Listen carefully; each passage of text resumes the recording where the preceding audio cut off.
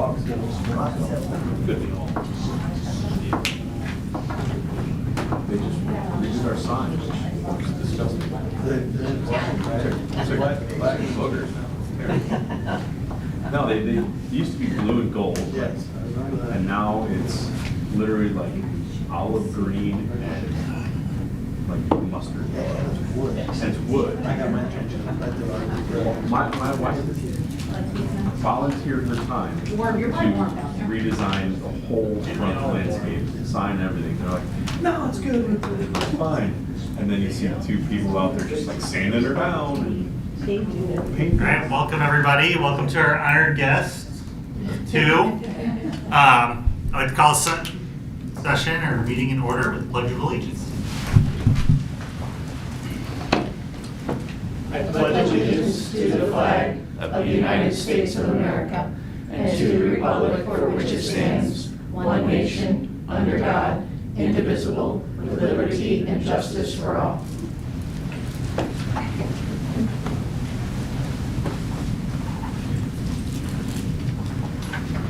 Board, I'd like a motion to approve the agenda for June 5th, 2023 as presented. Commissioner Ponder. All those in favor say aye. Aye. All those opposed say no. Ayes have it. Next, we have information from Ed Council. Information. Information. It's appropriately put, I think. Basically tonight, I don't want you to think of it as a presentation, but more as a conversation among the board members. And we are just going to try to facilitate that with a discussion about some of the policies. I'm sorry, you want to turn on your microphone? Not really, but I will. Better? There we go. As I was explaining, I would not view this so much as a presentation as I would a conversation among the board members and an opportunity for us to facilitate that. Of course, we are legal counsel for the school district and have been for several years now. But we also do a lot of board training, and a lot of different boards of education ask us to come in and talk about governance issues, policy issues. And frankly, all of that is interwoven with the law a lot of times anyway.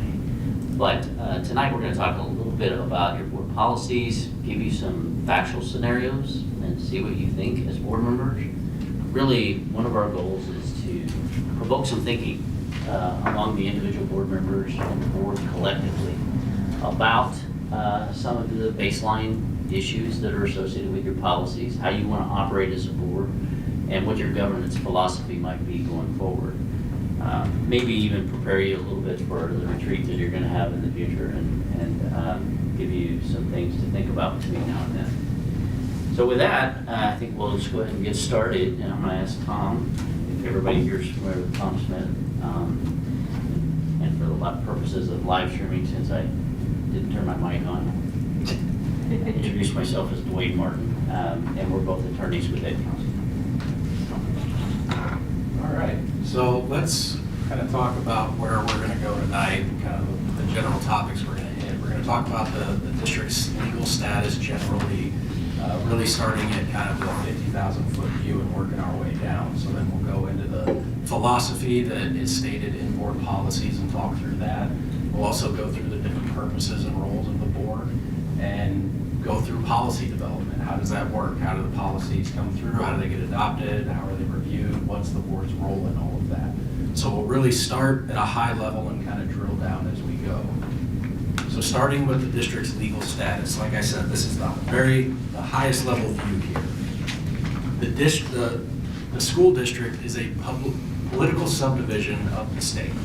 That's by various statutes and case law, that's established. Public school district is a political subdivision of the state of Missouri. That's our legal status. And then the district as a whole exercises powers that are delegated to it directly and indirectly through the state legislature, so through statutes. Various statutes have different things in them. Really, we're looking mostly at chapters 160 through chapters 177. But one of the things you may be thinking about is, okay, how does the district exercise those powers? Well, they do that through you all, through the board. As the governing body of the district, you exercise those powers. So you have a statute that says a district must have a policy about student discipline. Well, the board is the one that adopts that policy. So the principal power of the board is going to be to govern the district through the exercise of its rulemaking authority.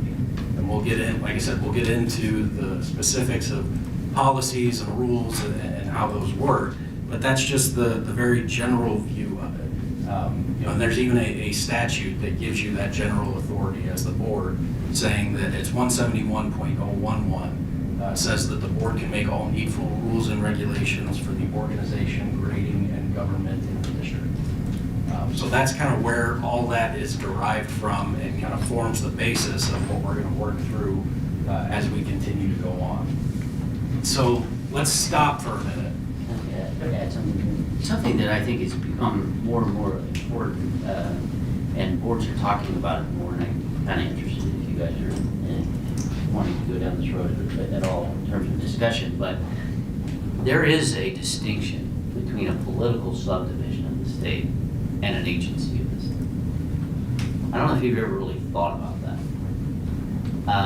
DESE, for example, is an agency of the state. There are no elected officials at DESE. As a political subdivision of the state, you have a governing body that's elected by the local people to make the rules for this particular political subdivision.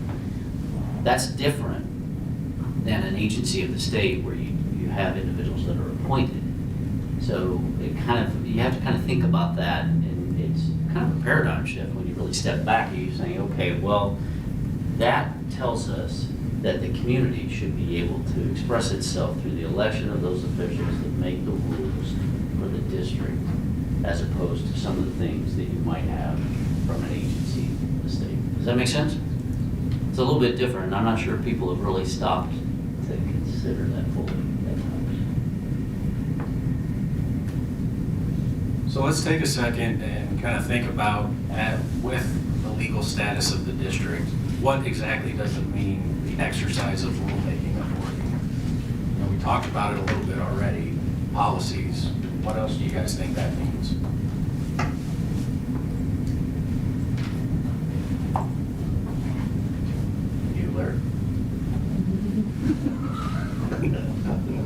I mean, policy is the general. I'm sorry, what was that? Enforcement, yeah, and the district as a whole, absolutely. And the buck kind of stops with the board, right? When those policies are put in place, then they're expected to be followed, and the board has a general oversight of that. But we'll kind of talk through, when we go through the statement of practices and board ethics and things like that, kind of practically speaking, how all that works from the top down.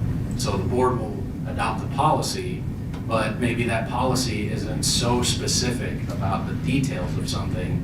It just gives a general direction and general authority to the superintendent and to administration to further develop that. So that's another way that that rulemaking authority is exercised, by saying you have the general idea of what we want to do, now you figure out the details and implement it. So that's another example of that. And that kind of answers the next question, what's the difference between a board policy and other district rules? What do you all think the difference should be there?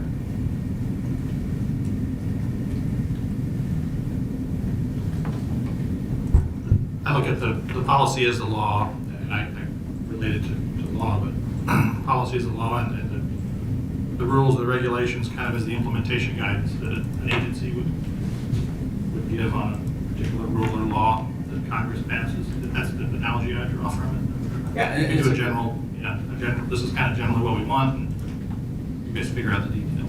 Yeah, it's a good analogy to use, because that's, generally speaking, that's how it works. I think that's something for the board as a whole to kind of explore more, particularly as you kind of, when we get to the policy discussion, what do we want that, as the board as a whole, what do we want that to look like when we're talking about putting in place new policies, or when we're doing the annual review of current policies? Do we want to make any type of shifts there to try to reflect what we want that to look like a little bit more? So just something to consider, maybe something to talk about more at the retreat.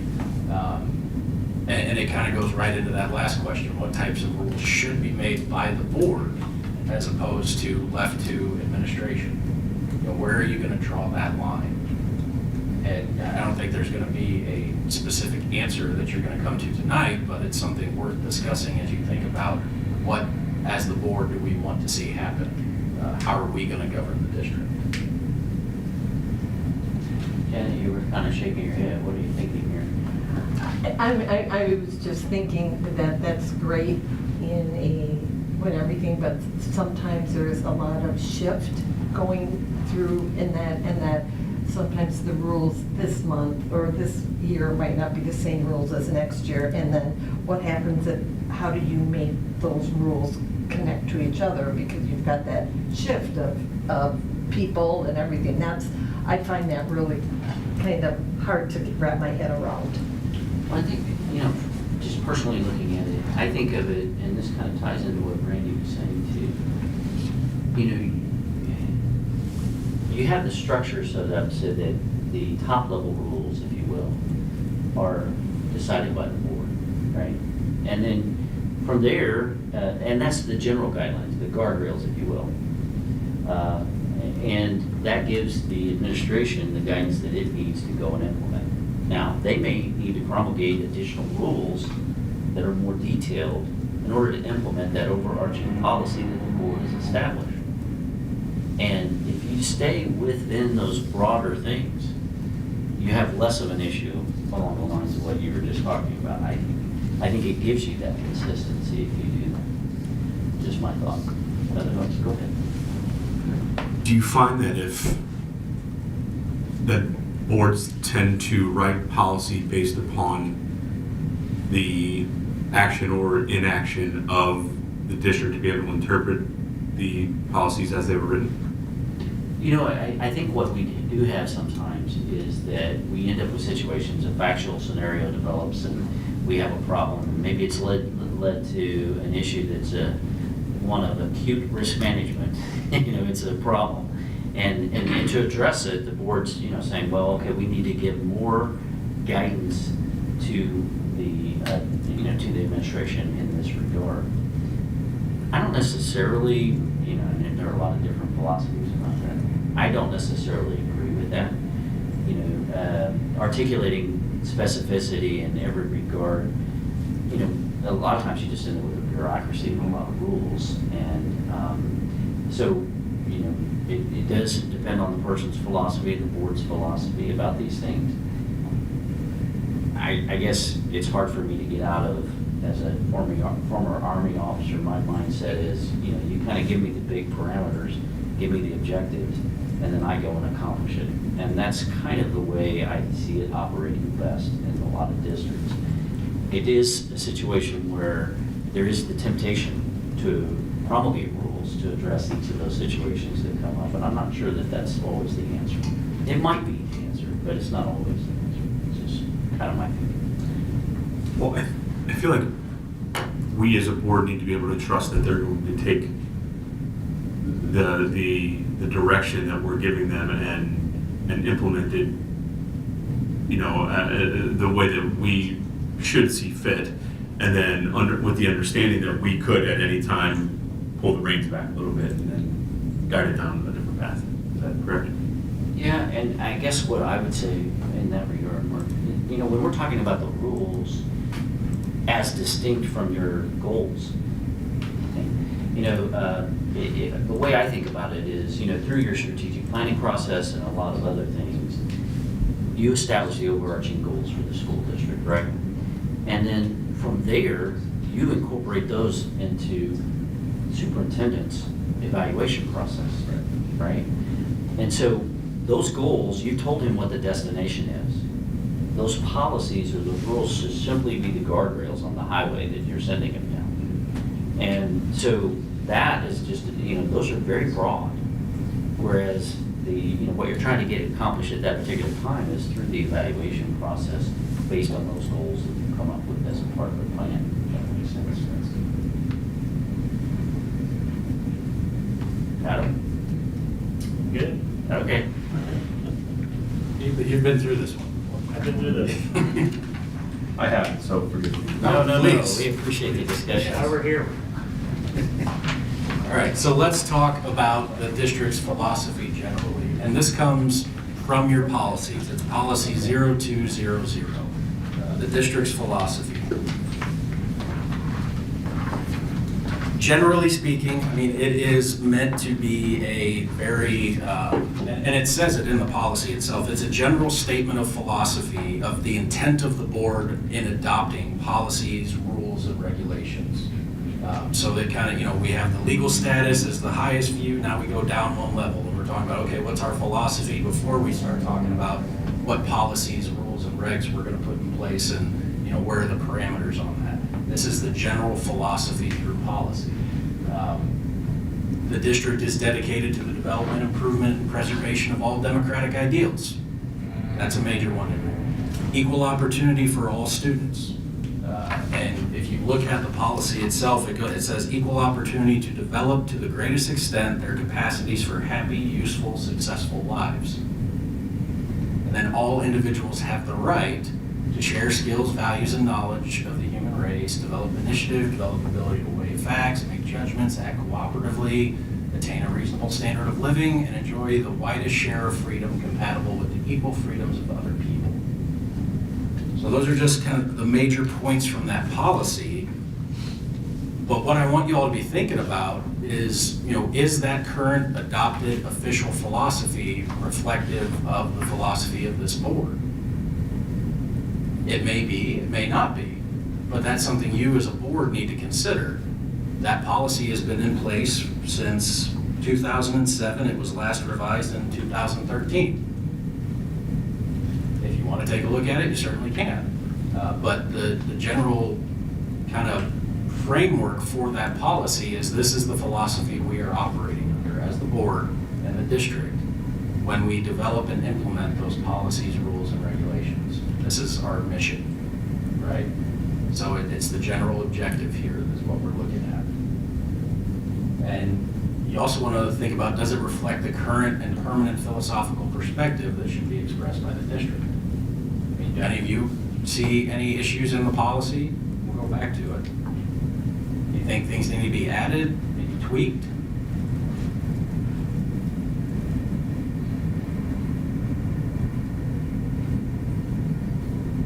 You don't have to answer now. I mean, it's another conversation that can be had during the retreat.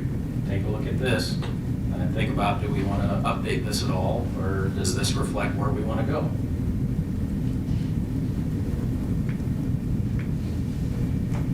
All right, we're gonna dive in here to a factual scenario. I wanna see what you guys think of this.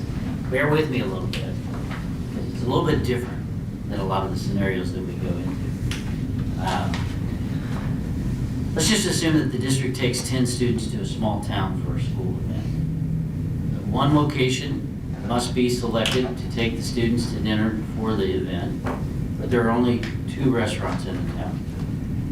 One is a pizzeria, and the other is a barbecue pork place. 8 of the students want to go to the barbecue pork place. 2 other students have objections to the pork for personal reasons. All students are okay with pizza.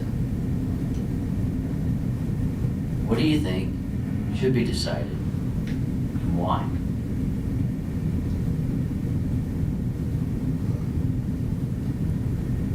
They can all go get pizza, and 2 of them just won't have sausage. The answer is never that simple, right? So,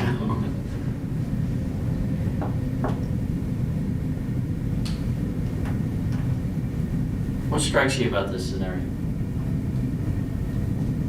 Is it a religious objection? Perhaps.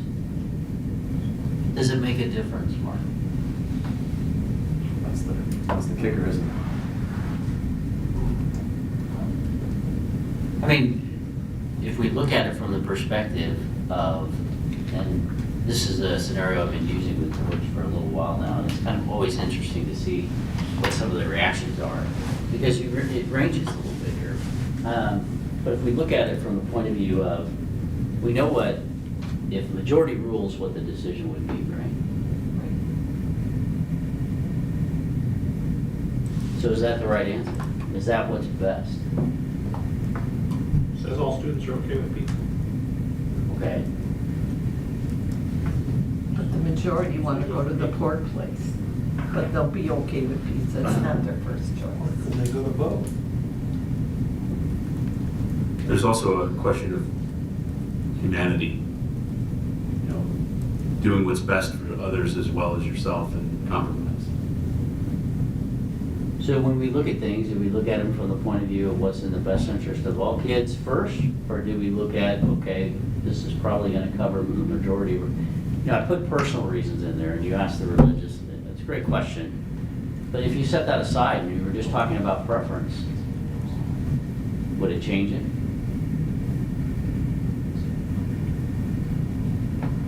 For me, probably. Okay. If it's just a preference, it might. I struggle with this in my house because my wife doesn't eat pork. So it's a struggle for me. So this is the- This is very real for me. We need So to whatever get the this answer is, resolved tonight. please tell me what the answer is. What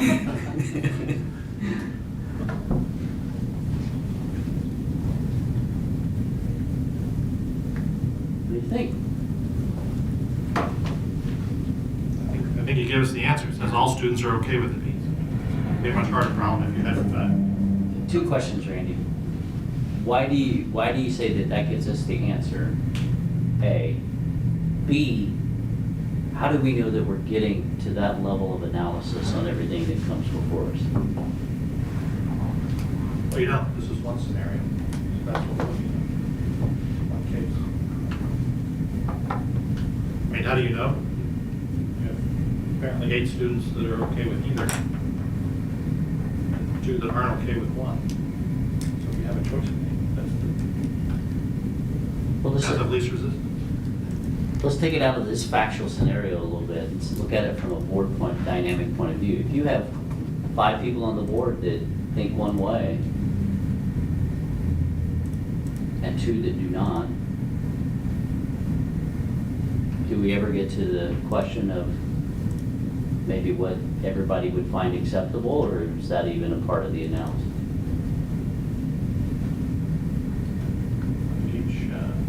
That case, each member has their vote, right? But that's the point of elected government. I mean, if there's a compromise to be found, then that's the point of having the discussion about wherever you're gonna eat. What do you guys think?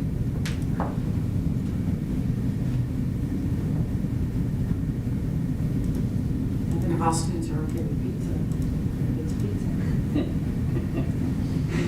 That sounds like my household. Not be that complicated. To choose the other one would be going against the wishes of 2 kids. Are you ever gonna make them happy if you take them to a place that they don't want to be there?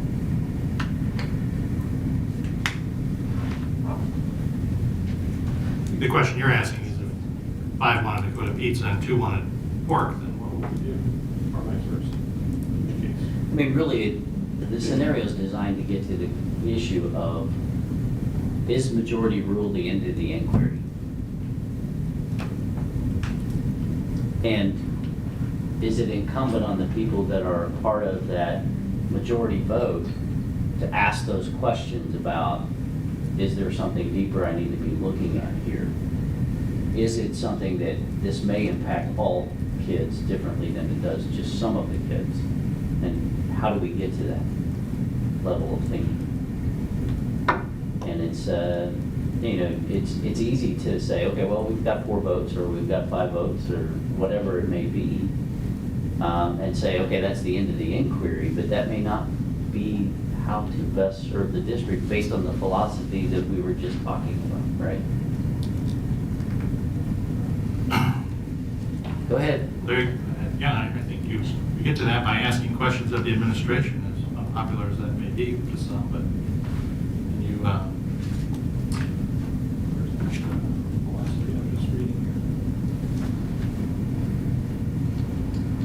here? Develop it, and then you weigh facts, make judgment, and act cooperatively. That's the philosophy. I just went through training, and what we learned was we have a collective voice. none of us have an individual voice. This is true, and a majority does make the decision, right? Correct. I mean, at the end of the day, if you've got 4 votes, you've got 4 votes. I guess the question I'm trying to pose is that, you know, is it incumbent on those 4 votes to really ask whether or not the decision lines up with your philosophy, with what this board has said is most important to it? Just trying to provoke some thinking. I think it's also a binary question the way it's presented. And the reality is the goal is that we eat. So if the pizza place is 4 times expensive, or we have to drive another 10 miles outside of town. There may be a variety of other factors that we need to consider, right? That was my initial thought is I can't make a decision. I need more information. That's why I asked, is it religious or, you know, I would tend to go deeper into this and say, why do you only want to go to the pork place, or why do you only want pizza, or why can't you eat pork?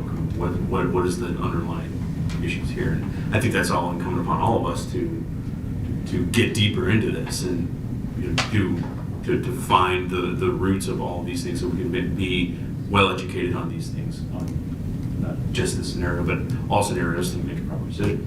And it's easy sometimes, isn't it, to make assumptions about why somebody is looking at it a particular way, right? And okay, and if you don't bring to the table why you're a part of the dissenting vote, or if you're not asked part of that, then that may not be the best decision to be made by the board. Just a thought. Okay. Told you, bear with me on this one. It's a little bit different. We'll go to the next one. All right. So dropping down another level here, talking about the specific board purposes and roles. You can break it down into 3 essential areas: legislative, executive, and appraisal. Legislative, probably what you're already thinking, policies, right? Pass the policies, give that general direction. So that's the legislative function. The executive function, that's when you're looking at things like hiring, voting to hire people, approving contracts, financial expenditures, student discipline hearings, teacher termination hearings, things like that. That's more the executive function of the board. And then you've got the appraisal function, where you're going to be reviewing those policies, those programs that have been put in place, the district's strategic plan, doing evaluations, figuring out is what we have put in place, what we've implemented, and the direction we've given, is that actually being done, and is it working, or do we need to pivot? So 3 essential functions there as the board.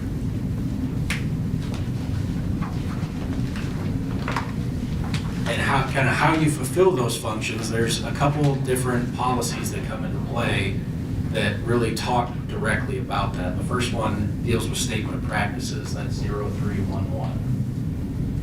And in that policy, it has several different headings in there, and they're all listed up there. And I'll just go through a few of them here. Educational welfare is the number 1 on there. Members shall always remember that the first and greatest concern must be the educational welfare of the students attending the district.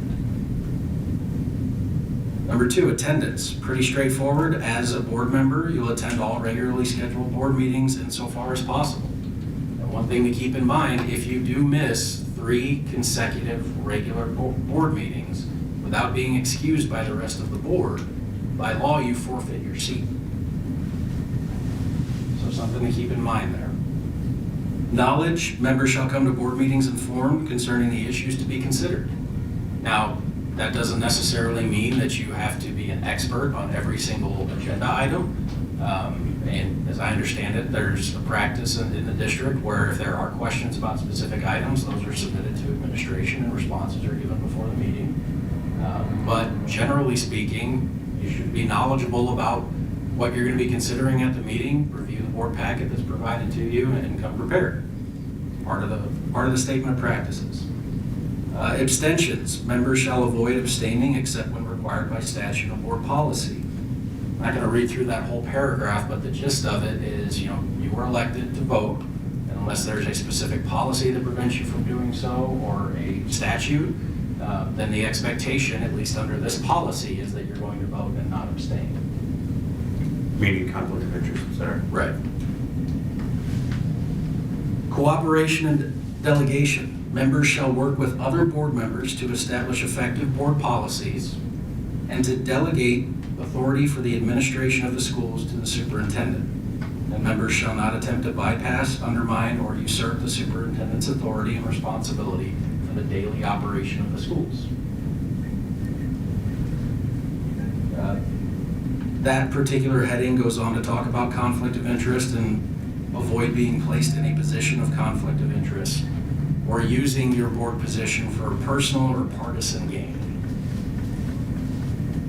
And then confidentiality, pretty straightforward. Members shall not disclose confidential information. Gives you an idea of what that is. Confidential information is confidential if it's communicated during closed session. We know that. Or if it's communicated to you with a mutual understanding of confidentiality. And that one is probably one of the areas we see with a lot of boards where issues can arise. There's various different confidentiality laws that apply depending on what the topic is.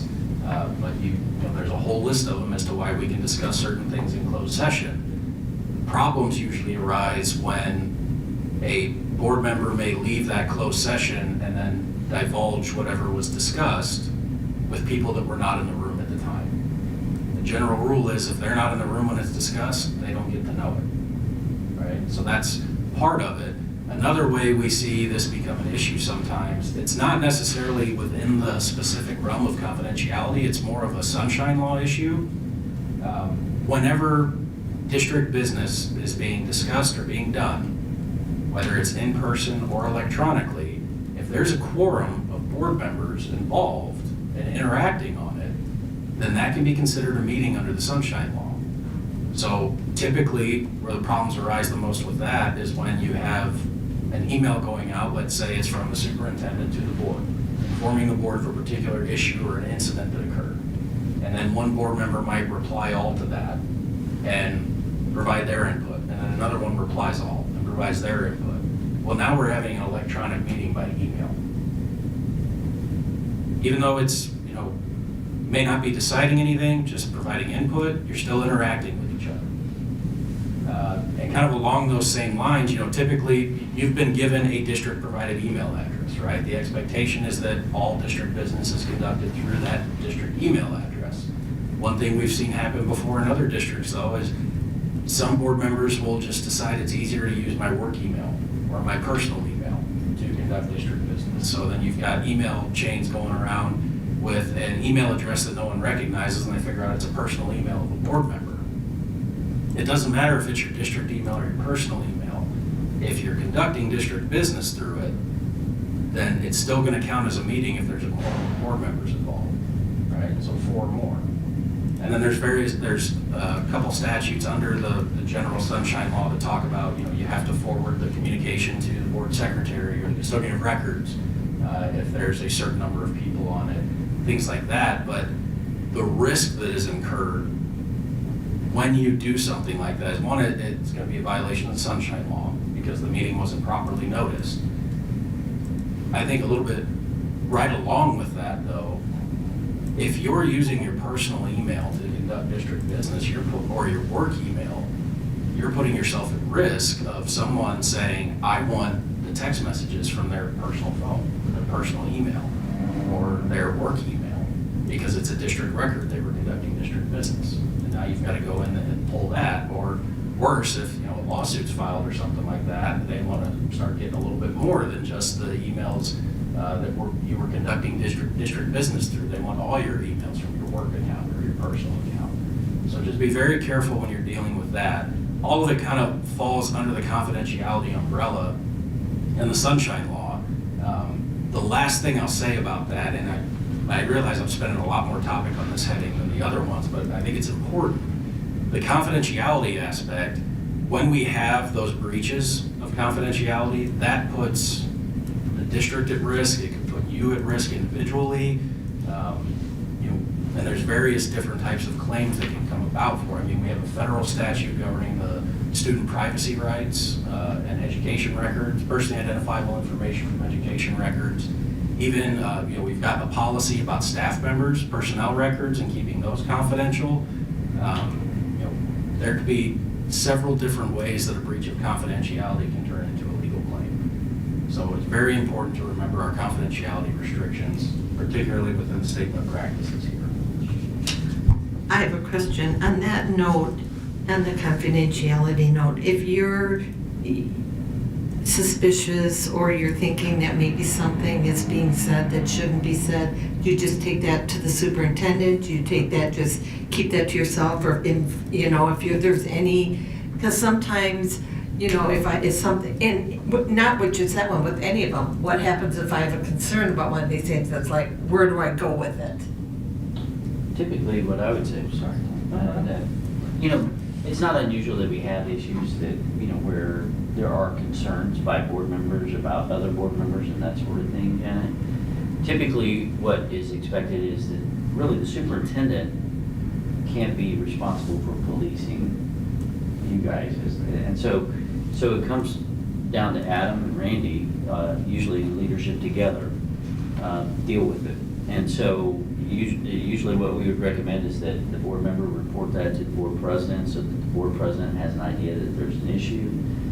And typically, if Adam's talking to us about it, what we're typically advising is that there be some level of, initially a discussion. And that's what the reason I included Randy is a lot of times I like to have board leadership as a whole, both the board president and vice president sit down with that board member. So we don't have a quorum, but we've got 3 people sitting down and we're talking about what the conduct is and seeing if it matches up with our board policy and whether or not there's a violation there, and just bringing it to their attention initially. Separate from that, if that doesn't curb the conduct and we end up with a continuing problem or we end up with a pattern of that sort of thing, then sometimes boards will become a little bit more assertive about that. One of the issues that you have is that you can go as far as to admonish somebody and that sort of thing, and I know you guys have heard all about that.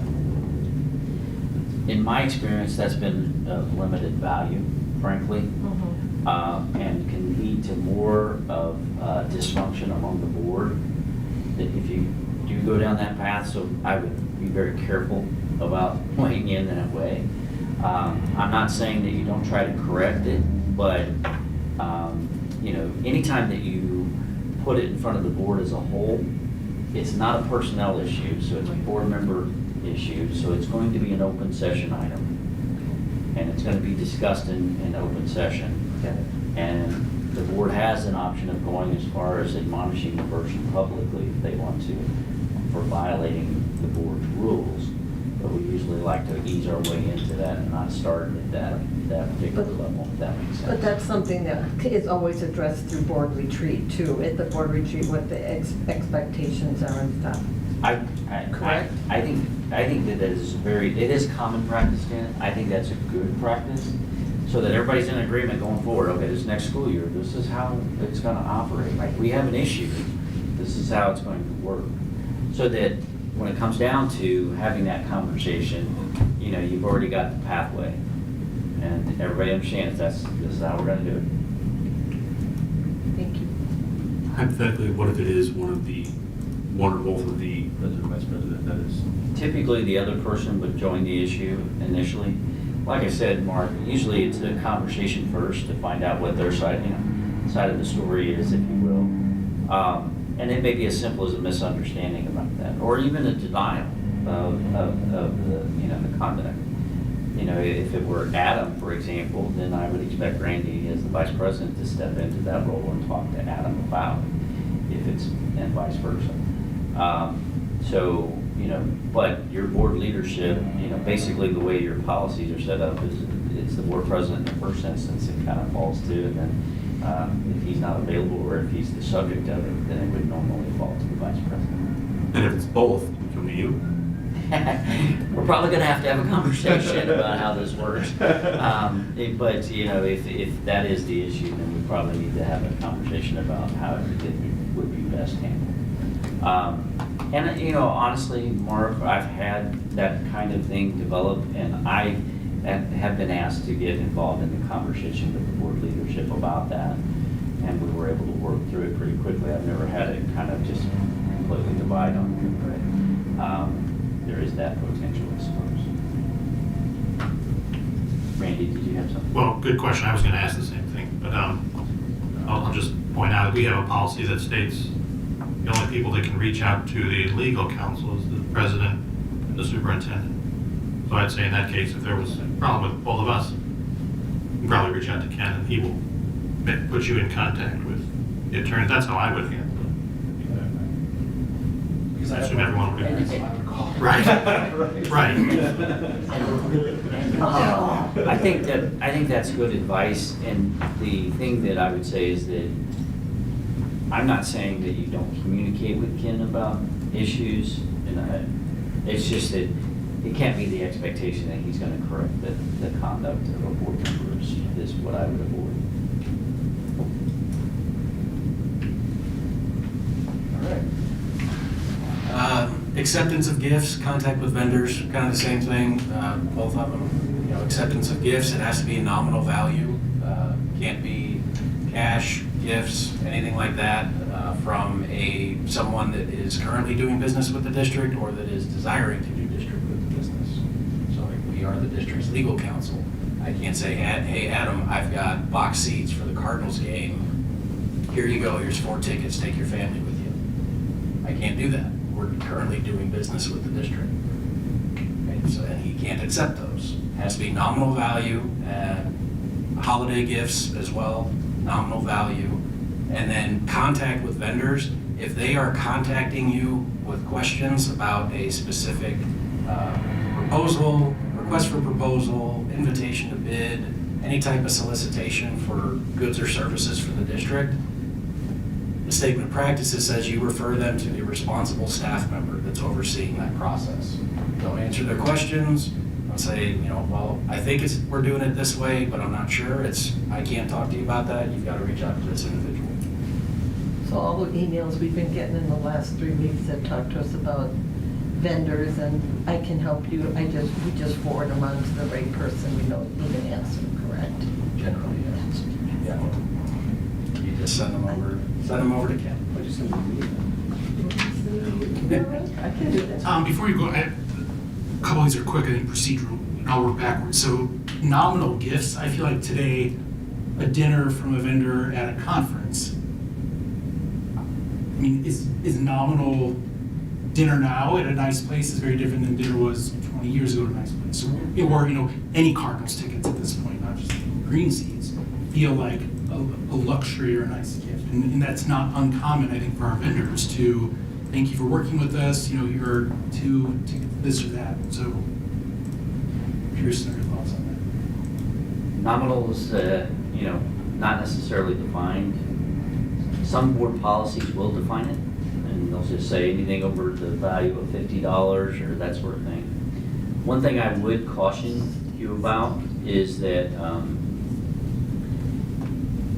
and I see this as a common problem, Ken, is that when you're talking about individuals that are subject to the rules of the SEC, Security and Exchange Commission, the rules are a little bit tighter on those conflicts of interest. So if, one of those companies bought dinner for over $100, it would probably be an issue. So you have to be very careful about not just what your board policy says, but also there may be rules associated with the type of vendor, is my point. And so all of those boxes I would want to check before I accepted the gift in that regard. And then this is more procedural, but we do not do an open roll call of attendance during the open meeting because they've called the meeting to order and close, which we do first. So when you think about excusing somebody for the purposes of record keeping, should that become part of our once we're open to do a roll call and make a motion to excuse a board member? Because if there were multiple meetings missed, if you didn't excuse them at the time, would you retroactively go back and excuse them? Okay, you lost me there. You with him. So what you're asking is if you're going to excuse a board member for a particular meeting, do you do that at the very beginning before you even go into closed, or do you wait till you've completed closed and go back into open? Well, I don't believe it's our practice to excuse board members. And maybe we've never had somebody miss 3, but it seems like you all would want that protection that if I'm out because of an illness, that there's somebody make a motion to excuse potentially to record that, and that's just not part of our practice. I mean, that can be done in open really at any time. so if they're on their third meeting that they miss and you want to go back, you say, we want to excuse them for the past, 2 meetings before and tonight's meeting, I think you can do that. So like the next meeting, I'm not gonna be there, I'm gonna be out. So then they can say at the beginning of the meeting, Janet's not here tonight, she has a conflict of interest or something. Would that be an excuse, or how would you do that? I wouldn't think it would excuse somebody for the entire meeting. When you say a conflict of interest, did you mean like a conflict of schedule? Or do you mean? Yeah, conflict of schedule. I'm not gonna be in the state. Yeah, I mean, and it only becomes an issue, to be clear, that if you've got 3 regular board meetings in a row. Okay, so if you're just gone one meeting, you don't have to make a big issue, okay? Yeah. I think that's what I was thinking. So if you, In a row, it's. and it's regular meetings, so it's not those special sessions that may be called in between or anything. It's 3 regular meetings that would trigger the rule. So typically, those kind of technicalities, they don't come up too much because we don't end up, usually we can kind of see it if they're gonna miss 3 months in a row. We usually have a conversation with them. All right, board communications to staff.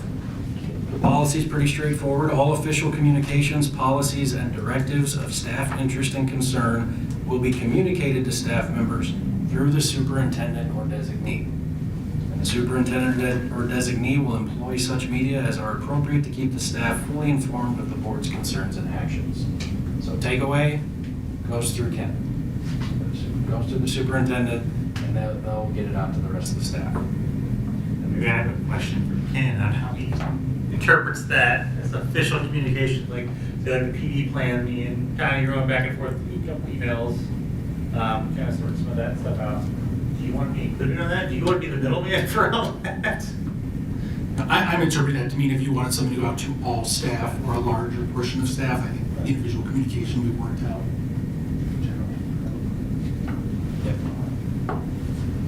And then last one, visits to schools. If you're visiting a school as a parent to observe your kid in class, then you're going to be treated like any other parent. If you're visiting the schools in your capacity as a board member, then you will inform the superintendent and you will make arrangements with that building principal before you visit. Pretty easy. All right, any questions about the statement of practices? I got questions for you. Does the statement of practices reflect the practices or intended practices of this board? Does anyone see any issues with the things we just discussed? Think that some shouldn't be there, some should be added? Because my question would be, your attorneys, are we missing anything that you professionally could advise us on? Not specifically. I think a lot of it is covered, if not in this policy, then through other policies. But this is more meant to be a kind of a commitment from the board as a whole to say, these are the things we're going to do and that we're going to have govern us. Because some of these are absolutely legal requirements. Some of them aren't. Some of them are just practices. And it's the board's decision as to whether or not those are the practices that is going to continue to use. And so that's the question. Is there anything in there that you guys are thinking, you know what, we want to add to this because there's particular issues we want to address, or that we want to change something up? That's within your purview to do. I'm just asking the question if anyone sees anything in here that they think, you know what, maybe we're missing something, or maybe I want to tweak this a little bit. And then, again, more discussion for the retreat later if you do see something like that. You did say that acceptance of gifts was not monetized correctly, meaning that there was no monetary limit per se, Right, so it just says nominal value in the policy. but it doesn't define nominal. Right. That's probably something we want to look at. And is that state statute also? Is there something in the state statute that talks about acceptance of gifts? I know you mentioned the SCC or whatever that is. You get into some issues in terms of the Missouri Ethics Commission and that sort of thing, but you don't have, change point, you don't really have well-defined numbers. That's got to be more something that this board, and the thing to remember too is it's not just for us as a board, but your employees too. It would be good to have a clear rule.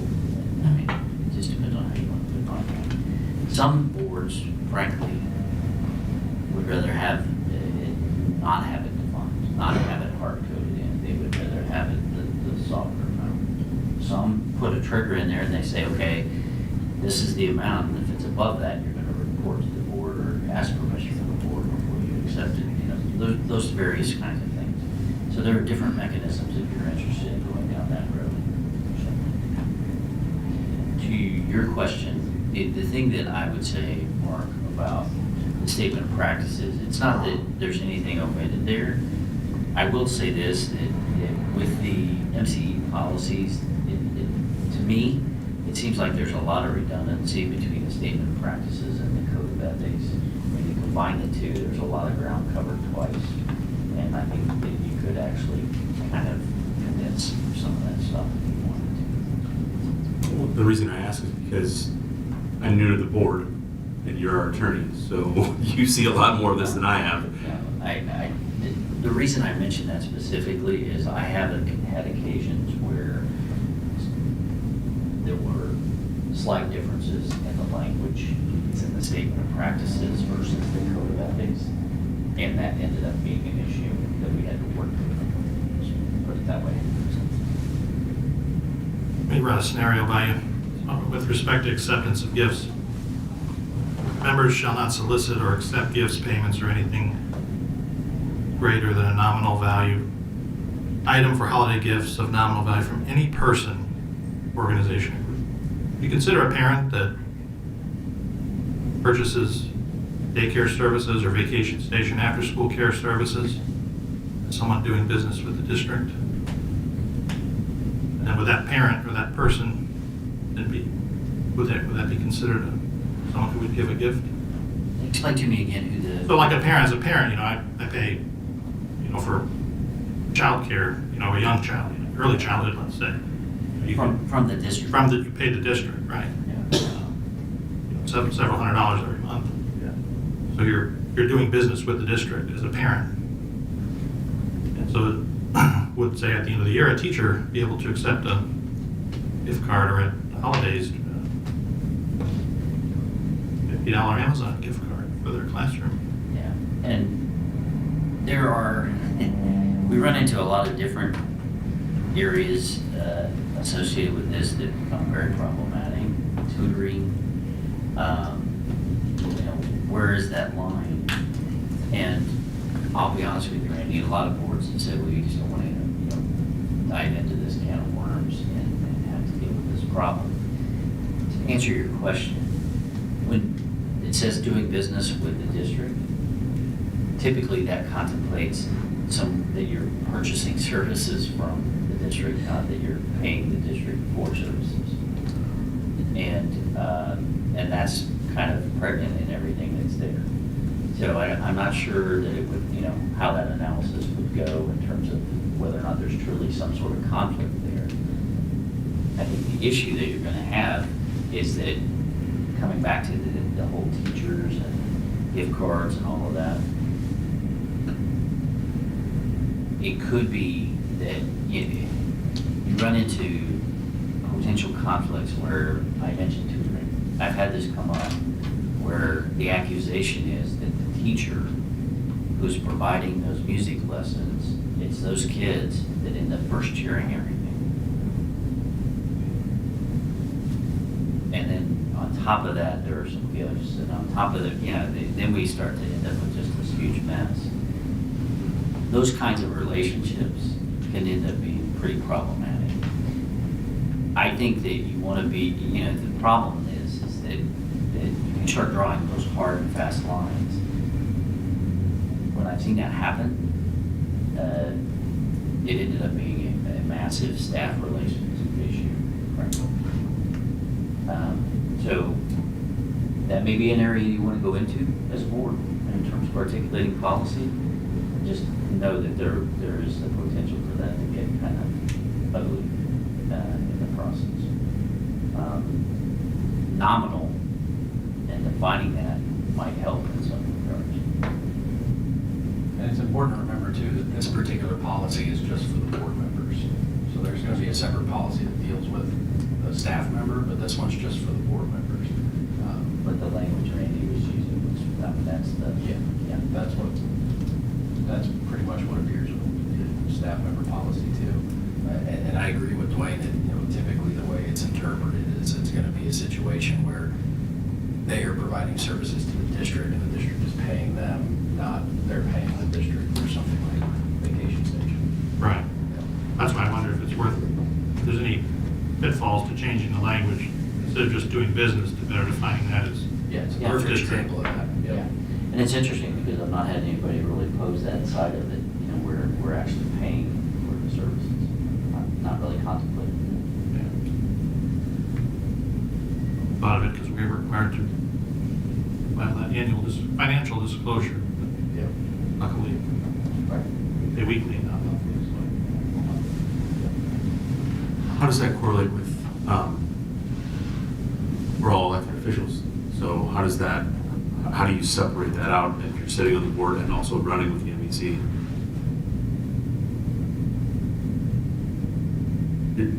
You're trying to get elected for your next term. Right. And you're taking a gift as a board member. Or how do you separate the two out? Do you mean donations for a campaign? Yeah, how do you, I mean, you're gonna have to report all of that. Right. And that disclosure is gonna be really what that comes back to. Obviously you don't want it to appear to be a conflict of interest or anything that looks like a quid pro quo. That can obviously lead to lots of issues.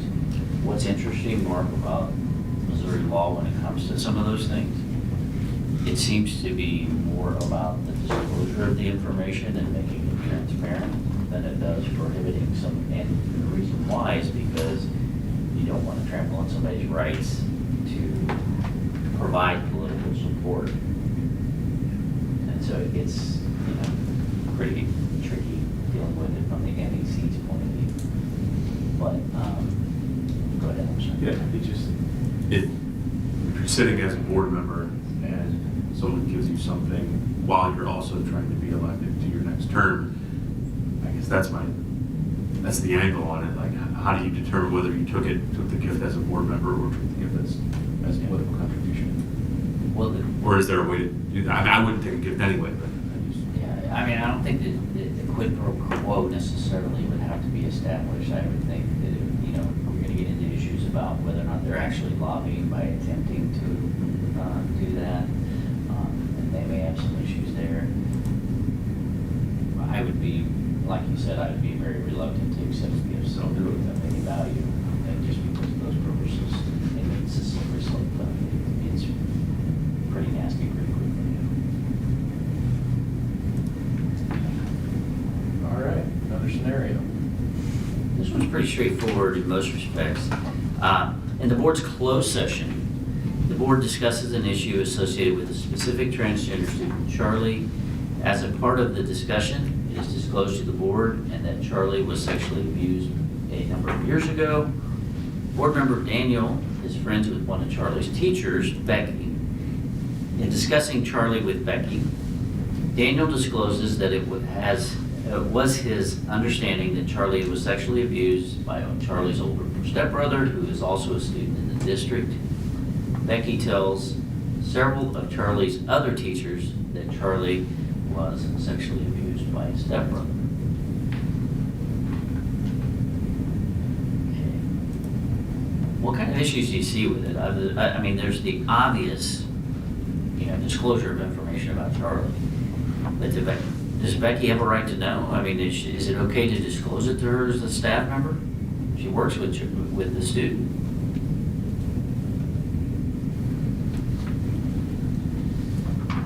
No. And if she did, the administration would be the ones conveying that information that she needed to know to do her job, right? Okay? Now, and sometimes we end up with those kinds of issues. What about, is this a violation of board policy for board member Daniel, to disclose the information to Becky? Yes, because it was something that was said in closed session. And I think you said it earlier, if it's enclosed, the only people in the room that should know it is the people enclosed. It shouldn't be be shared with anybody regardless. Couple things I want to touch on there. You know, first of all, I run into a lot of confusion among board members about not so much this kind of thing, but in particular those things that become open. Non-renewals, renewals, you know, termination. When you remember that under the Sunshine Law, we've got several different exceptions that would apply to personnel matters, one of which is if it's the hiring, firing, disciplining, or promoting of an individual. And if that is the vote, then that information, meaning the motion and how each board member voted, becomes an open record once the individual employee is informed of it, but no later than 72 hours. But the discussion that you were talking about, Janet, it never becomes open, right? Right.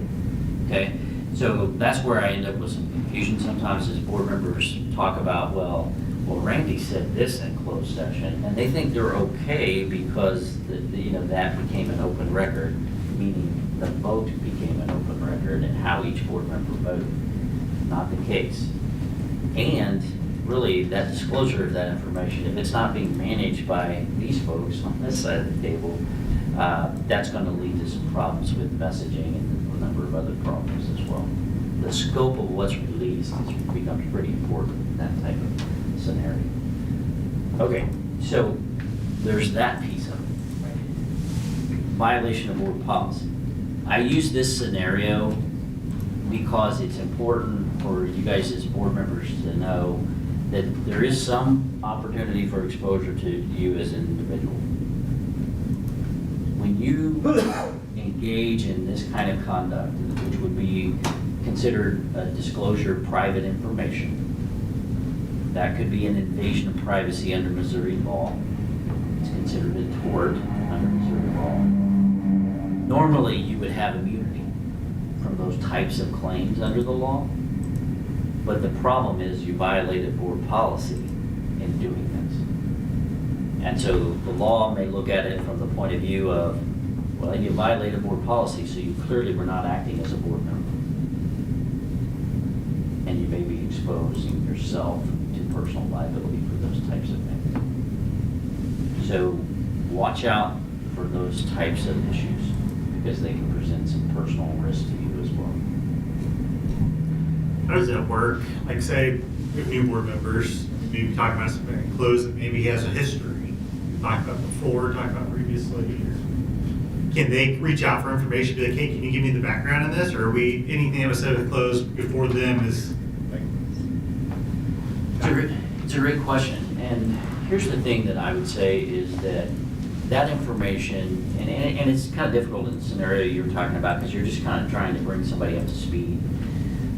But to the extent that that information is pertinent, my recommendation is that you have that discussion in closed session as a part of the decision-making process so that we get everybody on the same page, new members and old members. Okay, so we're going to reiterate what some of those things are with the pattern of conduct with that individual, and then everybody, okay, we all understand, and that's a part of what we're deciding here. Not that you want to appear like you're stiff-arming that new board member who's come to you saying, hey, what's going on with this person? But it is better in terms of protecting everybody that's involved, because somebody could argue that that's no longer confidential information, or say Adam sends an email to Mark about that particular thing. We're going to argue it's personnel information, and somebody might argue that it's not because, you know, it's not something that's, you know, properly closed. You know, you're not really, I would rather not have that argument. I think we win it, but I would rather not have that argument and create those kinds of issues. It's better to have it in this context of a closed session and deal with it that way. Other thoughts? There's an alleged crime here. So how do we square that circle? You know, it's interesting sometimes with these types of cases because we find out about something like that, and maybe it's 10 years down the road, maybe it's 5 years down the road. You know, presumably it's all been addressed. And do we have an obligation as a mandatory reporter at that point? I would at least ask the questions of, do we feel like this has been reported? Do we know that this has been reported? Do the authorities, are they aware of it? The reason I say that, Mark, is that I've had a number of instances where it's downstream so much that it wouldn't make sense to make that report. But I would make sure that, just ask the administration, okay, is it your understanding that it has been reported? And then they can kind of run traps if they need to. Can't always get the answers, but they can at least, you can do your due diligence there. On the mandatory reporting part, it's kind of difficult. From our perspective, the easiest thing is just to always make the report. You just don't have to worry about it. I've done what I have to do and it's done. I know can be a pain, but that's absolutely the bulletproof way to make sure you're taken care of and protected. So that's what we're going to come to rest on most of the time. That's where my mind goes with this situation anyway. We're up here because we want to protect these kids and do what's best for these kids. And if something like that happens, I think obviously it's going to kind of the administration saying, what happened? How did this go? Was it reported? All those things. But does that get outside the lines a little bit? Or? I think it would be acceptable in the closed session conversation to turn to the administration and say, is it your understanding this has been reported, that we don't have a reporting requirement, and then it's on them to take care of that from there. And if it hasn't been reported? They're going to evaluate whether or not they have reasonable cause to suspect abuse, and they're going to have to go through the analysis. And a lot of times, they're just going to say, just to protect everybody, we're just going to make the report. Leave it at that. Make sense? All right. Code of ethics. Controlling things here. All right. As I said, there's some redundancy with the statement of practices. This is something that's laid out in your board policy. This board has decided what your code of ethics looks like. And that can be revisited if that's what you choose to do. But what you have is language that's kind of typical of the MCE policies. It spells out the purpose of the Board of Education to govern and control the affairs of the district as provided by law, to discover and interpret the educational needs, attitudes, and interests throughout the district as a guide to developing and setting priorities for the educational program. How are you supposed to do that? How are you supposed to discover and interpret the educational needs and attitudes and interests throughout the district? It's pretty easy to get the information from the folks that you, the stakeholders that you're used to interacting with, but something to think about is that you've got to be a little bit broader than that, at least under your ethical rules. Exercise judgment in reviewing, considering, and voting on district-wide policies, and oversee the management and fiscal control of the schools as provided by law, and to review, evaluate, and judge the effectiveness of the educational program. Fiscal oversight is the responsibility, it's not just of the treasurer, it's not just of a finance audit committee, it is the responsibility of the board as a whole. And so as you're asked to vote on things that are fiscal matters, then it comes back to you as a board to make sure that you've got your questions answered, that the administration knows what your look-fors are, and if you're going to approve a budget this month, then what kinds of things are you expecting to be reported out to you, and for them to know that in advance, so that you can vote on it. All right, let's talk a little bit about roles of board. The board as a whole. The members of the board, okay, actually it's not the board as a whole, it's the members of the board. To recognize it as a responsibility of the board to see that the schools are properly administered, not to administer them. You like that? Yeah? Okay. To hold the superintendent responsible for the implementation of board policies and the administration of the district, to give the superintendent authority commensurate with that responsibility, and to vote on board matters only after considering the recommendation of the superintendent and any interested citizens, to maintain a working rapport with the other members of the board and the superintendent, and to respect and encourage the right of others to hold and express their opinions. Your code of ethics reinforces the idea that you really you lean pretty heavily on the superintendent. That's the language of your ethical rule that this board has established. So make sure that you consider that. If you think that that needs to be changed in some way, then it's the opportunity of the board to do it. I will say that in most districts, this is the practice, this is what's considered part of their ethics. Thoughts, questions about that? Let's talk about this fun one. To support the board, once a legal decision it has been made by a majority vote. What does that mean exactly?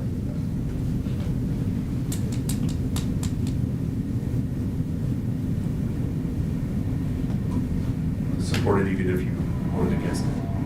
Okay. So is that considered a part of your ethical rules and that expectation? That that's what you're going to do? Everybody agree? What does it mean to support it?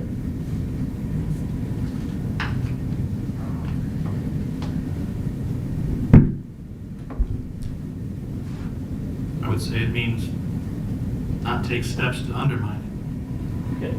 No disparaging remarks about the decision, not, you know, it, not in public. not in public. That's what it says. Yeah. Right. I remember this answer from last year. But do you as a board? Yeah, that's right. Do you as a board agree with it? This is the way to conduct business, and why? We are 7 individuals, but with one voice. We are one entity acting on behalf of the district and the students and administration. That's why. So what happens if you don't? I'm new here.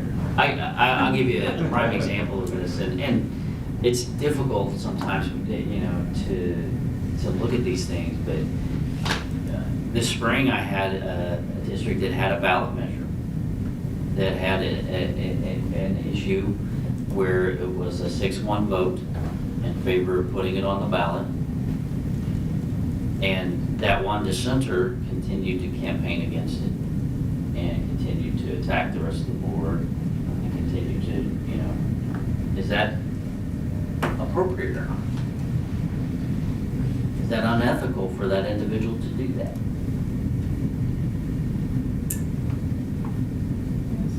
Is this their policy? It is actually. I'd say it's unethical, but, you know, we're, with things like this that aren't against the law, we can only police ourselves. It's a It's a violation of law. voluntary agreement that we all make here, and if you don't follow it,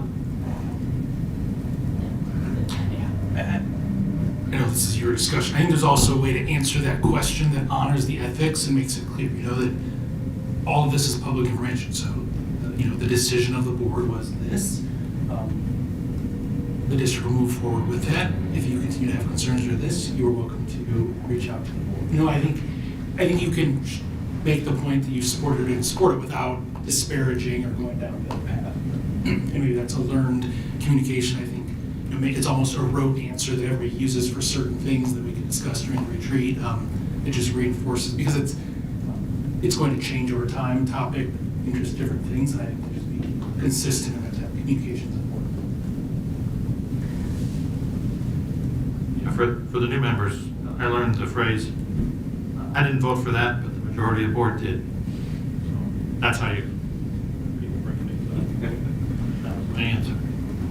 I think to do anything less than support your other board members is asking for media coverage and wreaking havoc and developing distrust by your constituents. You know, you raise that, and the word media is what really kind of struck me. Social media, there are board members out there that will go to social media almost immediately and consistently and attack what the rest of the board has done. And it can't be overstated the amount of damage that causes to, you know, they're not going to be able to get a whole lot done period of time. I don't know that people really understand, maybe they just don't care about the destructive effect of that. And it's fine to dissent. That's your obligation if that's what you think is appropriate. It's just what you do after that and the attack of it in a way that undermines the board can be really, really harmful to the district as a whole. The other thing that tends to happen is that if you're out there basically providing this attack on the rest of the board's decision in some regard, now you become the weakest link, right? Everybody wants to talk to you about everything, and so it becomes a little bit unmanageable at times for board members. Okay, moving on.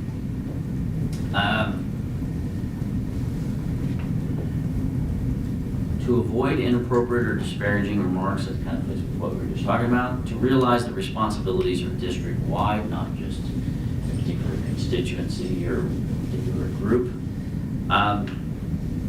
To recognize that the authority rests with the board in legal session, and no individual board member has legal authority to request action from the staff. That sounds pretty simple. But I will be honest with you, I see differing things in different districts in terms of not so much direction to staff, cabinet members, that sort of thing. But I will see board members where they make a lot of inquiries and ask for a lot of records, that sort of thing. And that can really get out of hand and unmanageable. I've seen it where districts end up with, cabinet members are basically chasing down information for individual board members and aren't hardly able to get their jobs accomplished because they're too busy pulling all of this information together that individual board members are asking. I only mention that just as a word of caution. I mean, there's a process that you have as a board. If there's information that you feel like you need to make a decision, I'm not saying that you shouldn't ask for that information because you need to make a good decision based on the information, but there is a process for that, and it's through your superintendent. I don't know, Ken, if you want to comment on this or how you think it works best, but I've just seen a problem in other places. So. I mean, we review it each year at the retreat, but we have a formal process that we utilize for board meeting preparation that we use for questions and inquiries. And outside of that, it's just a conversation of one person needed too much information, it was too frequent. Those lines of communication for making that happen. Because there's also a balance of asking the questions is what allows, in some instances, us to be prepared for meeting. I mean, I look at a board meeting a little bit different than maybe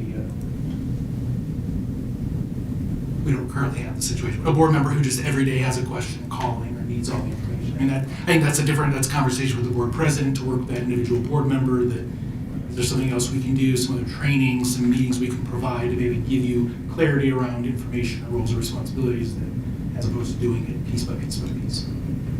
And have you guys worked out kind of what the expectation is? I don't know what you explained to the new board members about seeking information. Does that all come through you? Or are they free to go to other cabinet members? I mean, how's that work? When it's we're a little bit delayed with our retreat this year, but the current practice is if it's a more formal question that we believe most of the board or the public will benefit from having, they email me, they copy the board president, they also copy the board secretary, so that then we're able to share that answer with the rest of the board to make sure that we're sharing it in that way. I think we built relationships that if it's a less significant question, just I need to understand or help me with this process, that they reach out to the executive cabinet members directly, or we work toward being comfortable doing that. Good. All right. Anything else on those topics? Work through the superintendent and their staff, support the superintendent's efforts to appoint. A lot of reinforcement of the idea that you're working through the superintendent. It's articulated in a number of different ways in your code of ethics, but it is something that is a point of emphasis.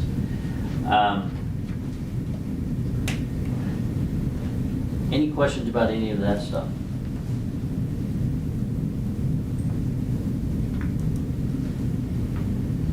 All right, let's talk about board member Bob. Want to talk about board member Bob? Sure. Sure, Dwayne, we would love to. Board member Bob. His name's Dwayne, we went. Yeah, there we go. Board member Bob would like to see the board reconsider the salary schedule the board adopted in its April meeting. Bob has asked the board president, John, to add the salary schedule discussion to the agenda. John and the superintendent determined that because the board agenda in May was packed with other more pressing items, the salary schedule topic would not be a part of the May agenda. Bob then emails 3 other board members about the issue, and they exchange emails about how best to deal with the issue. At the May board meeting, there's a motion from Bob to add salary schedule as an agenda item. The motion is voted down, 3 for, 3 against, with 1 abstention. The motion to approve the agenda is then voted upon. That motion failed, 3 to 4, or 3 for, 3 against, 1 abstention. After heated discussion, no one really knowing how best to proceed, John entertained a motion to adjourn the meeting, and that motion passed 4 to 3. So go home. Thumbs up.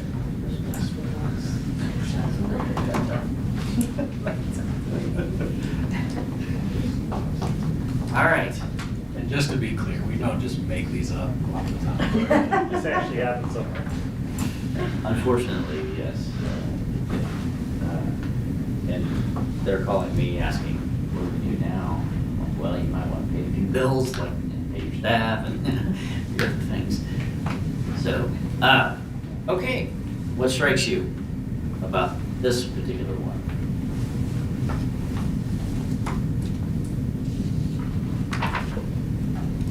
Okay, first off is the emails with 3 other board members. Do you have a quorum of emails going around? Okay. Tom touched on this earlier, but there are some pieces that I want to break down a little bit more and unpack. And I don't know what the practice has been here and that sort of thing, but there are certain triggers that are going to cause us problems under the Sunshine Law. And one is a quorum, right? So if we end up with, more than 3 board members on an email, and it's not just a one-way communication, and there's a reply back, and it's about public business, not something that's social in nature or something like that. We arguably have a public meeting under the Sunshine Law that would trigger notice of that meeting and all of the niceties that go with every single board meeting that we have.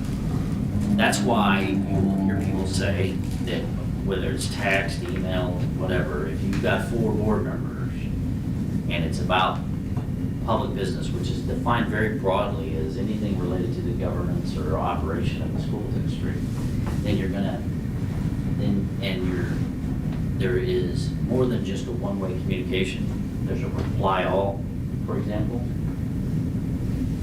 You've arguably got a meeting, and so now it's got to be noticed, and so that's kind of the triggering requirements. It's got to be public business, quorum, and if there's a reply all, then you've arguably got a meeting. Questions about any of that piece of it, or did I hit everything you were thinking of, Adam? And that's why we always coach you guys, don't reply all. It just makes it easier. That's a simplified rule, if you will. If you do that, then we don't have a problem. But it is still acceptable as generally a one-way dissemination of information. Most often it's me communicating out, or maybe, but, I don't know if this is nuance, but is an acknowledgement of it, a thank you, a thumbs up, like, somebody could argue now is that, like, calling a snow day in about 30 minutes, thumbs up, thank you, good call, but, that's more just acknowledgement that we see it as not swaying the decision. Here's the way the Sunshine Law is written, and if it comes in the definition of a meeting, and if there's discussion or deliberation of public business. So that word discussion is not defined, Ken. I interpret it to mean more than one way communication. And that's why, and I think that's commonly how most people interpret it. So that when you are providing a report, in particular as the superintendent, as opposed to other board members reporting out to the quorum of the board, I think that's going to be acceptable without having to notice that as a meeting. I think those replies that are thank you and that sort of thing, my recommendation would be that come back to you individually as opposed to the group. Just because that way we don't create that argument that it is somehow a meeting and a discussion of public business. But the discussion piece is what's going to be important if we have to end up litigating. So you're saying two-way communication as one? Yeah, that's right. And then, But there's a caveat there. And that is, if say Ken broke it up and said, okay, I'm gonna have an email discussion with 2, 2, and 3 for purposes of getting around the sunshine law. If it's for purposes of circumventing the law, that's also gonna be considered a violation. Sorry, Mark, go ahead. you several times you said the word arguably. What would be the other argument for that against it? Well, I would pick it apart in terms of the discussion. You know, is it truly a discussion if somebody's just saying thank you, or thumbs up? Is that a discussion of public business? I don't think so. That's so I would argue that. I would argue around that word discussion. I'm trying to think of the other instances I gave you where I said it was arguable. You know, those are the types of, I mean, I would pick it apart that it doesn't meet all of those elements that we're talking about. Good questions. Others?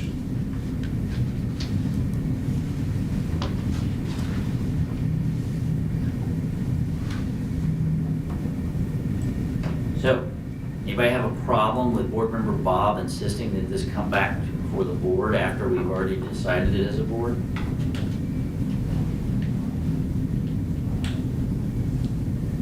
Didn't we say that was unethical? Is it?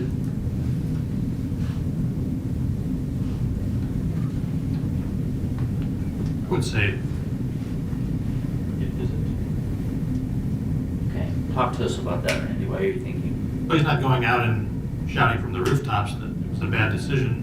At least I don't think he was. I mean, He's not trying to undermine it, but he's not letting it settle either, right? Right. Right, he wants it to be reconsidered, so he's bringing it back before the board, which is the way a board would make a decision. Presumably someone has more information than they did 2 months ago when they voted on it. My opinion. No, that's, I appreciate you offering it. I mean, here's the problem that I see sometimes. Sometimes I'll have like, maybe it's 1 or 2 board members that are not happy with the decision, and they insist on bringing it back up every meeting until they get their way. You know, that can be. But, you know, I do see that conceptually as different than just going out and making those disparaging remarks or doing whatever on social media. You're taking it up through the process that we're trying. So I see that as different. But it's still going to be pretty. This is an interesting scenario, just from the fact that you said they already presumably passed it and moved on, but then there's at least not a majority of the board that wants to move on. If they can get 3 people to basically kind of prevent them from having the next meeting. So presumably more people want to still have that discussion, even though they had voted on it previously. So I'm curious on what information maybe came to light and what they were trying to do there. Yeah, the bottom line on that one, Adam, was that they ended up looking completely dysfunctional to their staff, to the community, and no one looked good on any side of the debate. And no way am I saying that that was the right way to handle it. I wasn't suggesting that you were. The thing that I saw in it is that, well, let's see, okay, you had a vote in April, you want to bring it up in May, assuming it's salary, you got the June meeting that you can go through. If you want it really, if the majority wants to bring it up again. So I don't understand what the big push was for May. Yeah. Just me. Part of the argument there is that under the Teacher Tenure Act, the board's supposed to adopt its salary schedule by May 15th. And so you get into some arguments about that, I'm not saying it can't be revisited once it's been adopted after that date, but, it's. I can't imagine if there was more money to be given that they would vote it down. I mean, the teachers union would say no to more money, would they? Whatever, we're getting off the rails. For me, I think the one thing I have a real concern would be is that person who kept abstaining, or what was the rationale? I mean, I was always under the impression if you abstain, you're supposed to give a reason why you're abstaining. So, I mean, I would love to know what their rationale, is it just because they didn't want to be the deciding vote one way or the other? Bingo. Yeah. That was what made it even more frustrating for both sides. They're like, just, Say it. just vote. Okay, let's talk a little bit about policy development and some of the things that come up associated with the development of policies.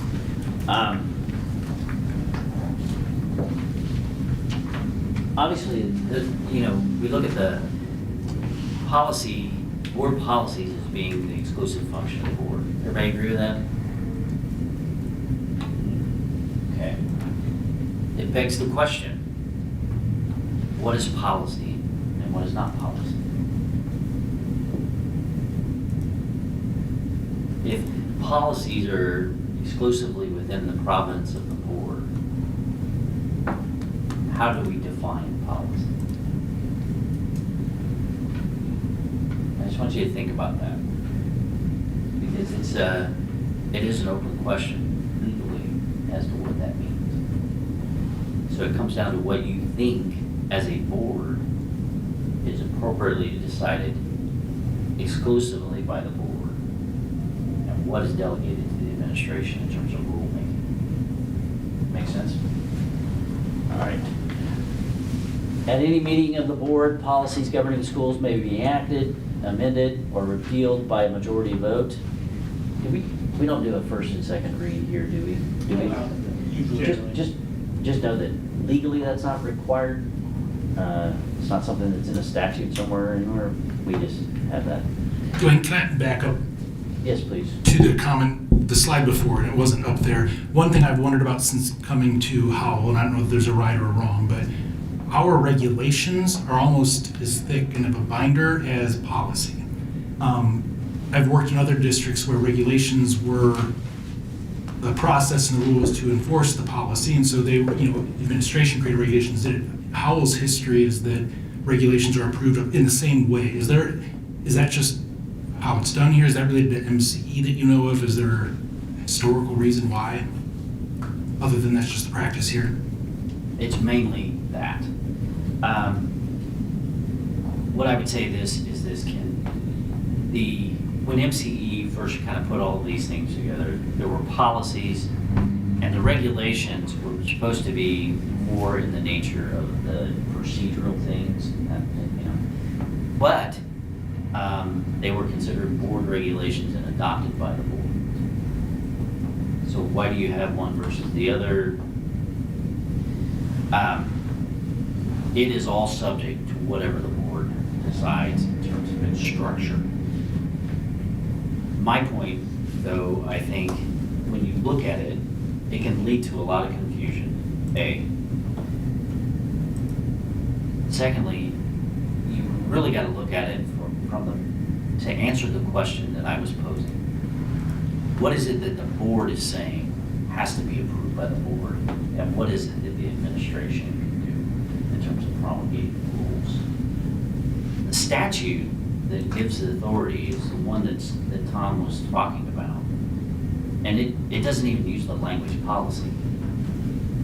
It talks about the board can promulgate all rules, needful rules and regulations. Needful rules and regulations. So we use this policy language, but it's really not something that the law gets into in that way.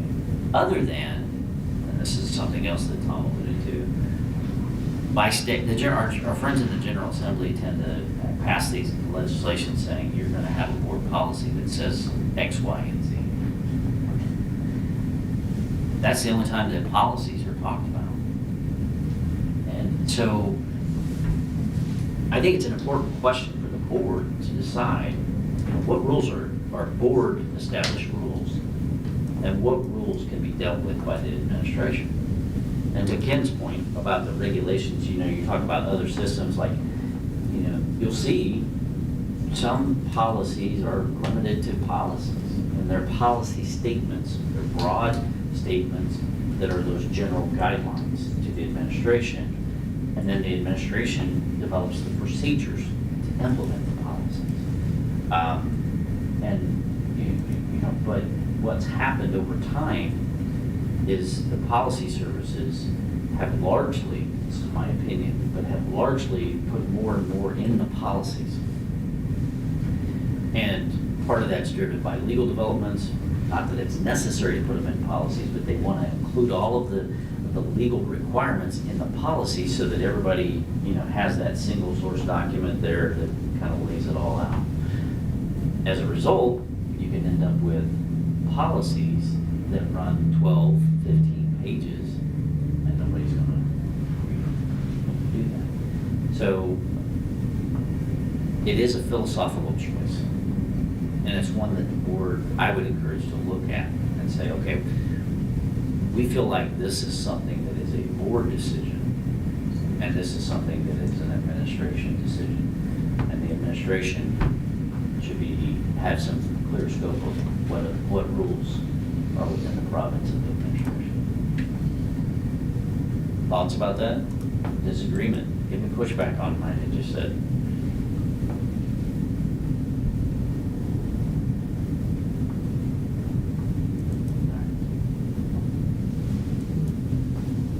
You're awfully quiet for a Packers fan. I know, because I've been thinking, All right. that's a dangerous thing. Trying to figure out who their quarterback's going to be. No, Jordan Love, quarterbacks. All right. I want to get to this last scenario, then we'll leave you alone. Board member Betsy, go ahead. I am not trying to gloss over anything. The policy review slide, states that they should be reviewed on a continuing basis to ensure consistency. One of the goals the board has directed us around as we move forward is to have a timeline, a rotation of that. Is there a best practice for that? But the example you pulled up earlier that 2014 was the last time, I would argue that we shouldn't have any policies, regulations at this point that have been reviewed in X number of years. Is that a 3-year cycle that would be, again, because it's 2 4-inch binders of stuff, there's a level of reasonableness to it, but is there a best practice of 3 years, 4 years, 5 years that you should do that automatically for everything? I wouldn't have it any less than 3 years, Ken, just because it is so thick and chewy. I think a 5-year cycle would make sense.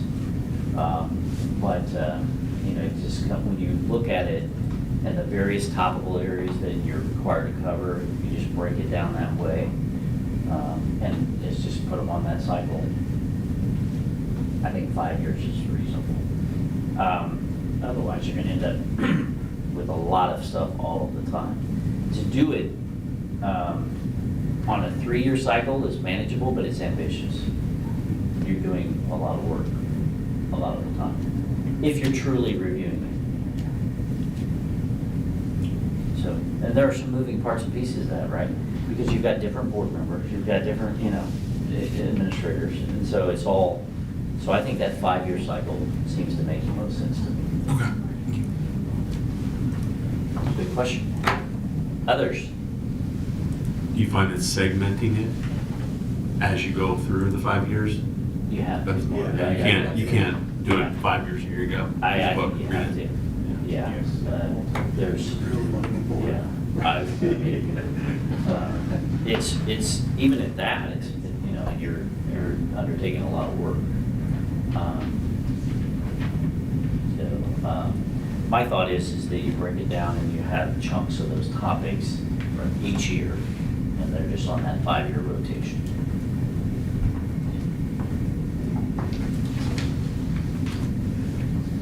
All right, finally we get to Board Member Betsy wants to establish a board policy that staff members must not use their cell phones when they are in the presence of students. Betsy presents a pen for such a policy, but it is not detailed. It simply prohibits the use of cell phones by a staff member if they are on school property and within 10 feet of students.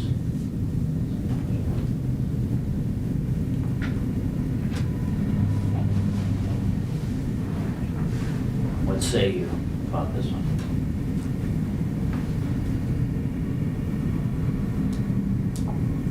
Personally, I understand what her rationale is. You don't want them on their phone constantly while they're in the classroom. However, I think to prohibit it for all within 10 feet of students is totally unrealistic. What if there's an emergency and the teacher has to call 911, or they're out on the playground, or something like that happens and you have to walk in? The school nurse in me would say that's ridiculous. You have to have, they should be able to have their cell phones with them in case of emergencies. Okay. To kind of piggyback on her, teachers are parents as well. They have personal issues that do come up as well. So they have to be allowed to take those.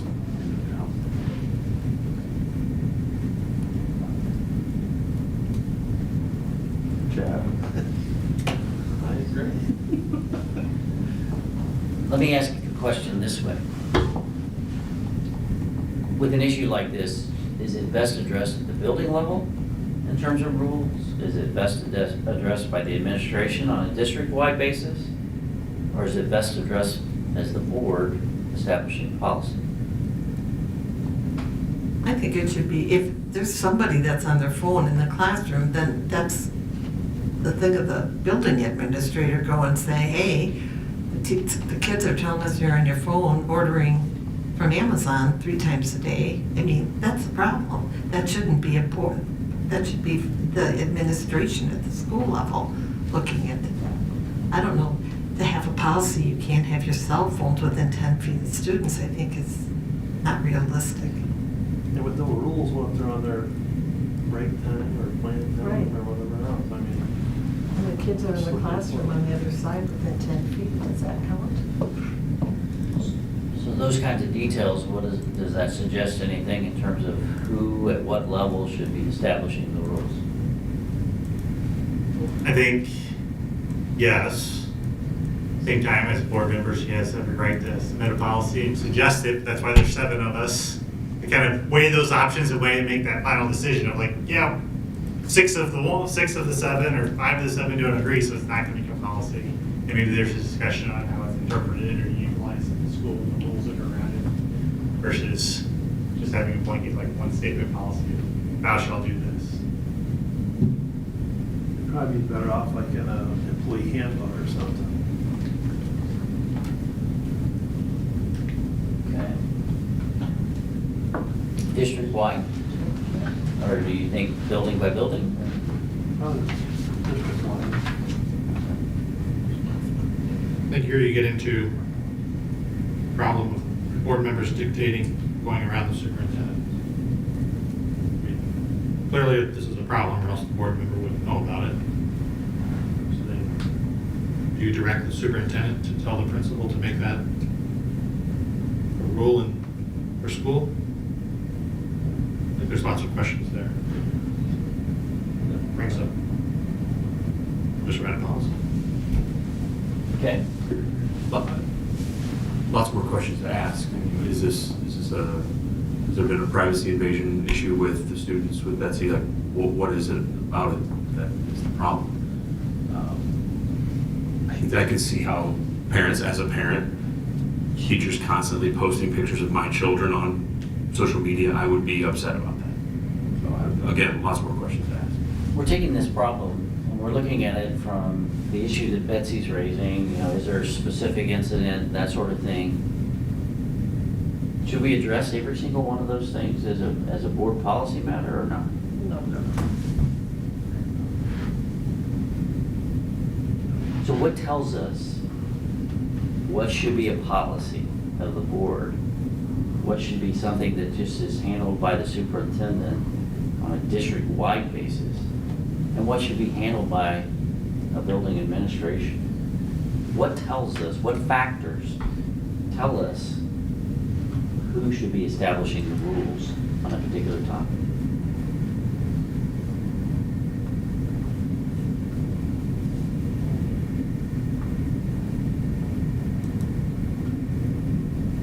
I think the board has to set the direction. It's up to the superintendent to enforce, in most cases, enforce the policy.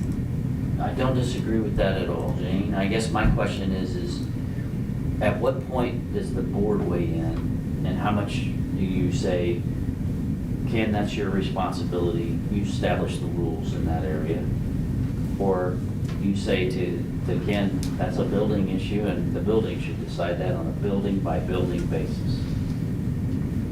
What factors do you think are important to consider?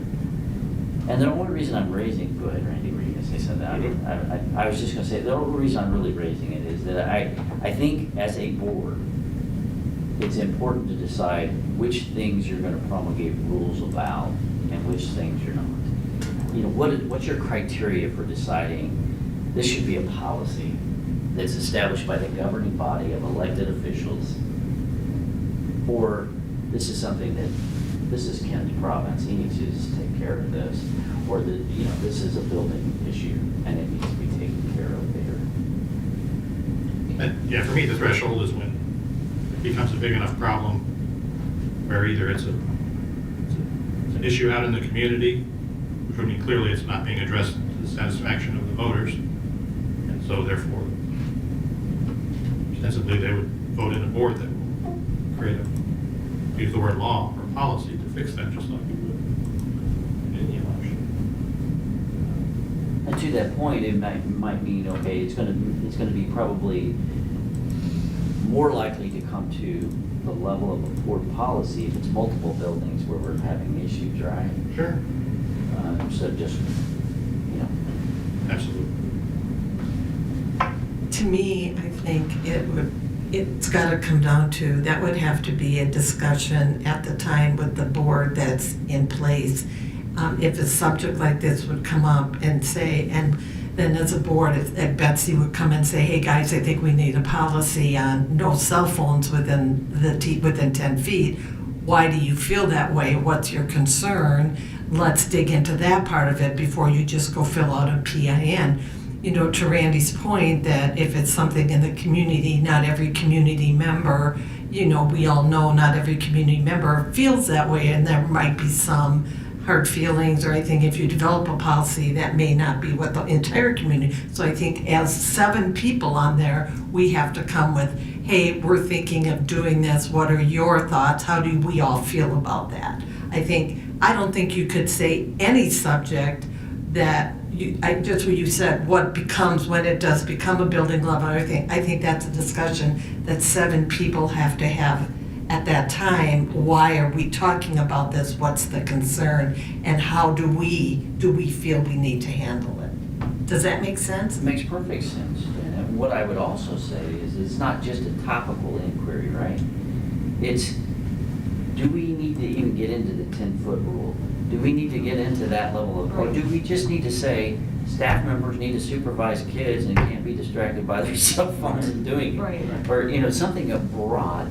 So my point is that there are policy statements to be made about some of these issues without getting into the operational details. Correct. But I'm sorry, Chad, were you going to say something? I thought you, Mark, thoughts?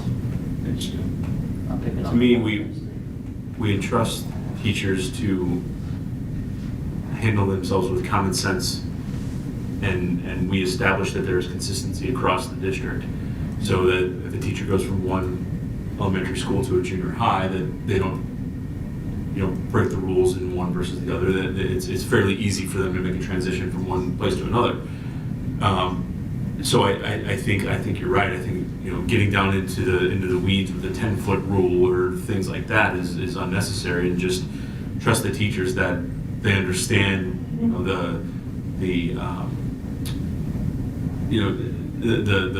needs of the students and the needs of the parents and the needs of the district in order to get that common sense, you know, around something like this. I don't think it's for us to even get into the weeds with it. Doesn't make any sense to me. But Jan, to your point, I agree on something like this. It would be great if the board could talk about every time somebody had a policy idea, we could get together at a table like this and talk about it, but we'd be here every month for several hours talking about potential policies. So, you know, that's the whole idea of the policy committee. People submit PIN forms, it goes to the committee discusses it. I've submitted PIN forms to the policy committee, and the policy that came out of it had nothing, the language was nothing like my PIN form. But that's what came out. And I think that's the point of the committee, is that they talk through and they say, to this example, Dwayne, staff members should not be distracted, or, you know, the PIN form gets, here's what I want, here's the problem we're having. The committee comes up and they make maybe recommendations one way or another, and in the case of a board member, it's a little special, but assuming it's a board member with good intentions, then they make the change. So maybe the policy committee, and then it comes before the board, obviously, for the first and second reading, and then the board can make comments as needed. But I hear that a lot from everyone. And this idea of just talking about it amongst the board, that doesn't happen except for in rooms like this. You know, to the sunshine law. So unless it's an official agenda item or a work session like this, having meetings about every little thing is. I was just going to say the same thing. I was going to say that I don't think the board needs to create a policy for every personnel issue. Agreed. Period. I mean, that's for the day-to-day operations. I mean, it's more of a, sorry, Lisa, human resources issue. Well, and I'm going to ask Ken to kind of weigh in on this without putting him on the spot, but before I do that, I would say this too, selfishly, maybe not so selfishly, there's a legal aspect to a lot of these issues too. So you've got to figure out, you know, some part of that process has to be getting legal involved. And there are some things that if you came to us, we would say you might want to hold off on weighing in on this particular topic right now because there are things going on and there's likely to be a legal development in the near term here.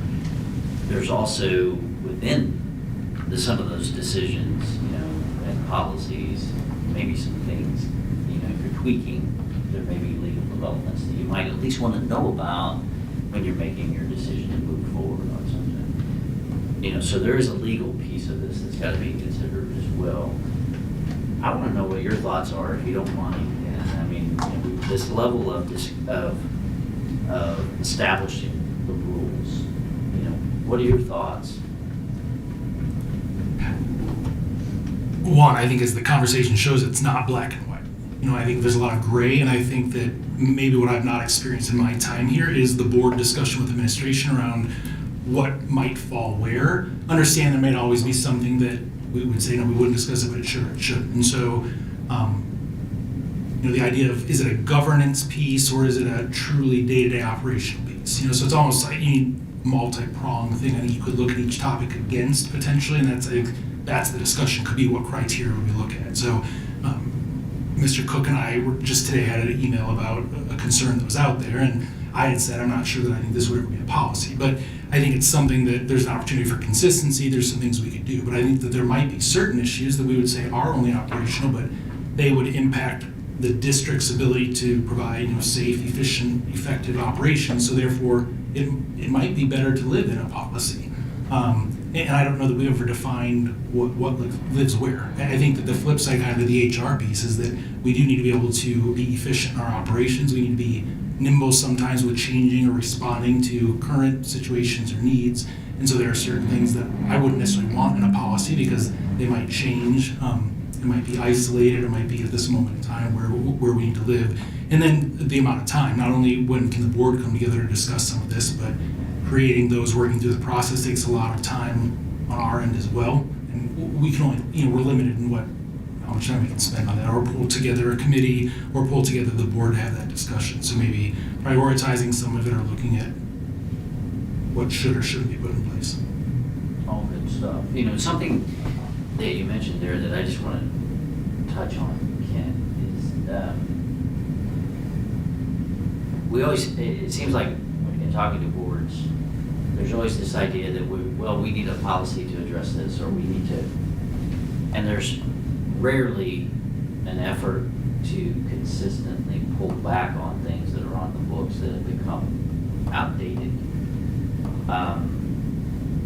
So, as a part of all of that, if you can establish a matter of philosophy of what we think are policies and what are not, it's going to help you not only decide what should be added, but what we have on the books here at Howell that we probably need to just move on.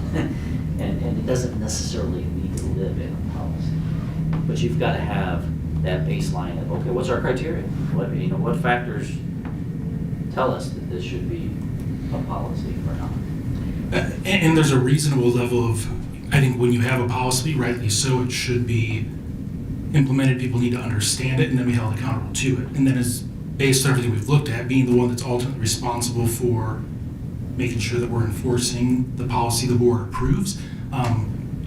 There are times right now when questions come up and we'll say, oh, I didn't realize that was in policy. And it's not for not wanting to try and not know, but then we also expect all the employees in the district to have read both of those books and be aware of them when they violate them. And there's almost so much in there that you can't know every policy we have. So where is the balance? Like you said, maybe there's some stuff that's ultimately in there that we could pull out just because it's no longer applicable, or it doesn't need to live there, so that the policies that the board and we agree are most important, that we focus on and rewrite some of those and bring, that's why I asked before about policy versus regulation. And I know there's different services out there. Do you just start over in some ways and create the policy you should have? I know that that's not realistic either for a district this size, but I sometimes wonder about that, because at this point there's so much cross-reference, even the ones you shared here with the Board of Ethics, there's 12 or 14 different bullet points that kind of say the same thing over and over and over again. One of the things you mentioned earlier, Dwayne, was looking at some kind of a cycle policy, like every 5 years, or to what Mark had said, maybe segmenting it. So maybe this year we're going to look at the first 10 or 15 and then go through, and then next year, so that if some of these policies haven't been looked at since 2014, obviously, then maybe we need to catch up on those and do that.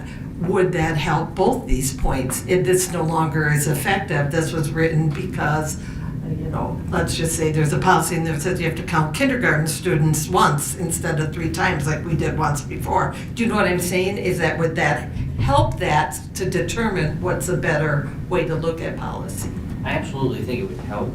I guess my thought, though, Janet, is until this board decides what is properly a policy and what's not, that, to guide that discussion, that's what I'd like to see first. And is that something that could be talked about at board retreat?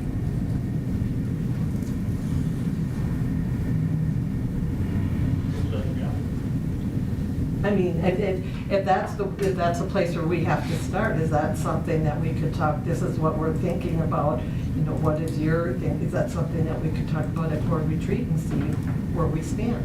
Obviously, you guys are gonna have to reconcile all of your priorities and everything, but, to me, the path forward with this, because your governing body is the one that establishes what the policies are in Missouri. You could probably put the district in very good stead for a long time to come if you just said, okay, here's what we're gonna say, our board policy, this is what the criteria is to be a policy. So now we know exactly what gets boarded, what needs to go, in front of the board for approval as the governing body elected by the people to make those decisions. So, just a thought. And to add on that, maybe the clarification of that's important too as we move into a period of time now where citizens have the ability to ask for agenda items to be placed, for the board. Then the board's always going to be left in every time one of those comes, is this now a policy or is this just something we need to consider as an issue? And again, the more clarity there is around, and again, there will always be exceptions, but I think the more clarity there is, this we would look at as a policy, this would just be administration to resolve it, it might be helpful. You mentioned that we could, in the event that we would try to implement a policy, come to you and you would advise us that we may need to hold off on it because there could be something coming down the pipe legislatively. Is that something that you preemptively bring to us as well? Yeah, and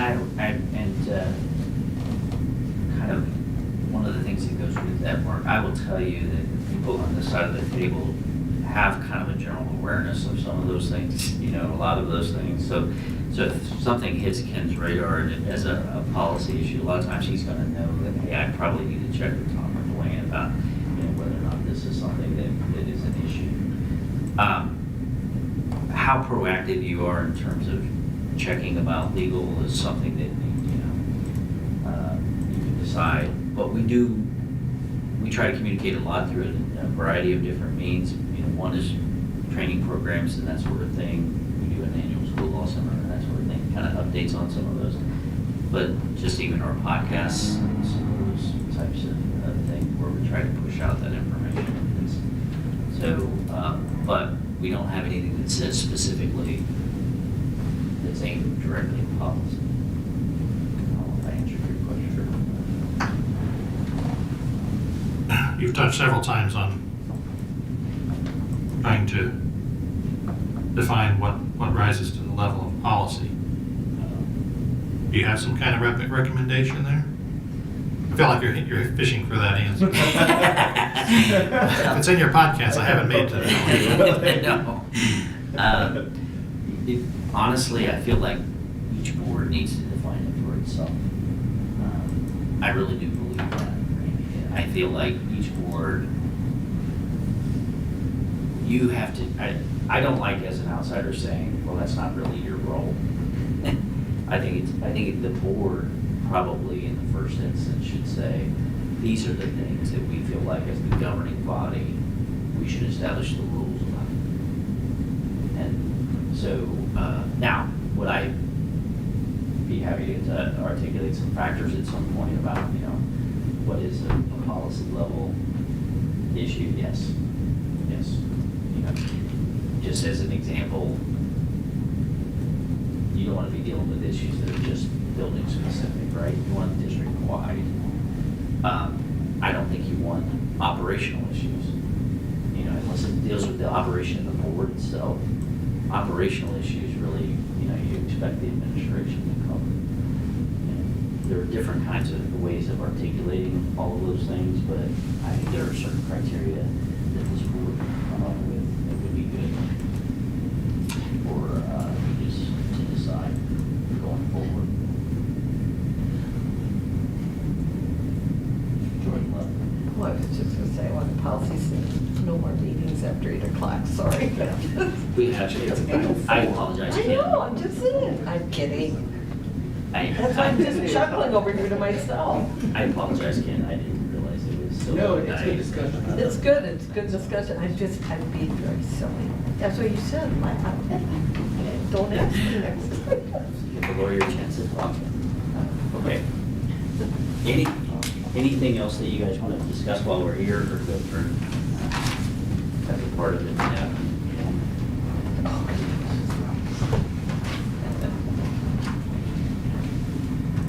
I think it's good.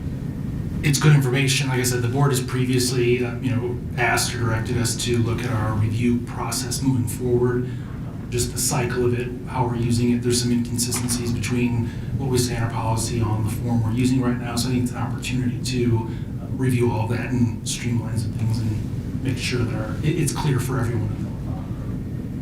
It's good timing. Very good. Well, thank you for letting us visit with you this evening, and hopefully it's helpful, and we're happy to help in any way we can. Really appreciate you coming in. Thank you. Thanks, guys. Or do we want to power it through, or do we want a 5-minute fire break? All right, we're gonna take a 5-minute break.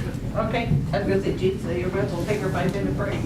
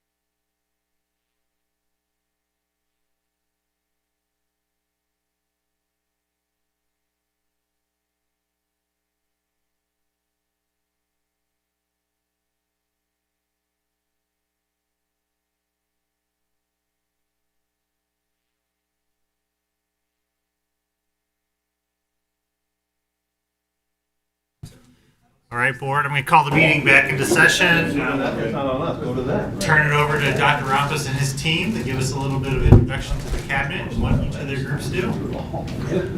So board, thank you we thought this would be a 2-hour meeting. We're here probably about another 30 minutes, or 3 hours, depending on how many questions you're gonna ask. We're kind of, combining our board orientation. This meeting feels a little bit later, just scheduling, and then we're not doing our retreat until a little bit later in the summer than usual. So just using the next little bit of time to have an opportunity for 3 of our chiefs, so academics, HR, and communications, which Lisa, Jen, and Connie, but the 3 who are returning next year, to give them an opportunity to do a high-level overview of their departments. And so for consistency's sake, go one slide forward, ask them all to use the same format. So they're going to do a 3-2-1, which is just a quick introduction of themselves. So I asked them to share 3 things about themselves professionally with the board, 2 things about them personally, and then the 1 thing was their why for doing this work, or why they're in Francis Howell or public school education, to provide a high-level overview of just who is in their department, the positions, major responsibilities of their department, and then just to highlight a couple of the celebrations they have from their department and the work this year, and a couple challenges they're facing. Obviously, for each one of them, we could spend several hours focused just on their department, helping you understand the work, and we may get to that, especially when the academics org chart is pretty significant, and so there'll be a lot of opportunity moving forward to share more information with you, but really wanted to use tonight as an opportunity to provide that high-level overview. In front of you, I just passed around what is our 23-24 organizational chart for the district leadership team level. So you'll see this just goes down to the director level, and then they'll share underneath that a little bit more about who's in their departments. And it's something we'll continue to update as we move into next year and include a lot more of the team members here. So I'm going to turn things over to Ms. Simpkins, who will start with Human Resources. All right, board. So my 3-2-1 introduction. 3 things about my professional experience. I have a bachelor's degree in business administration.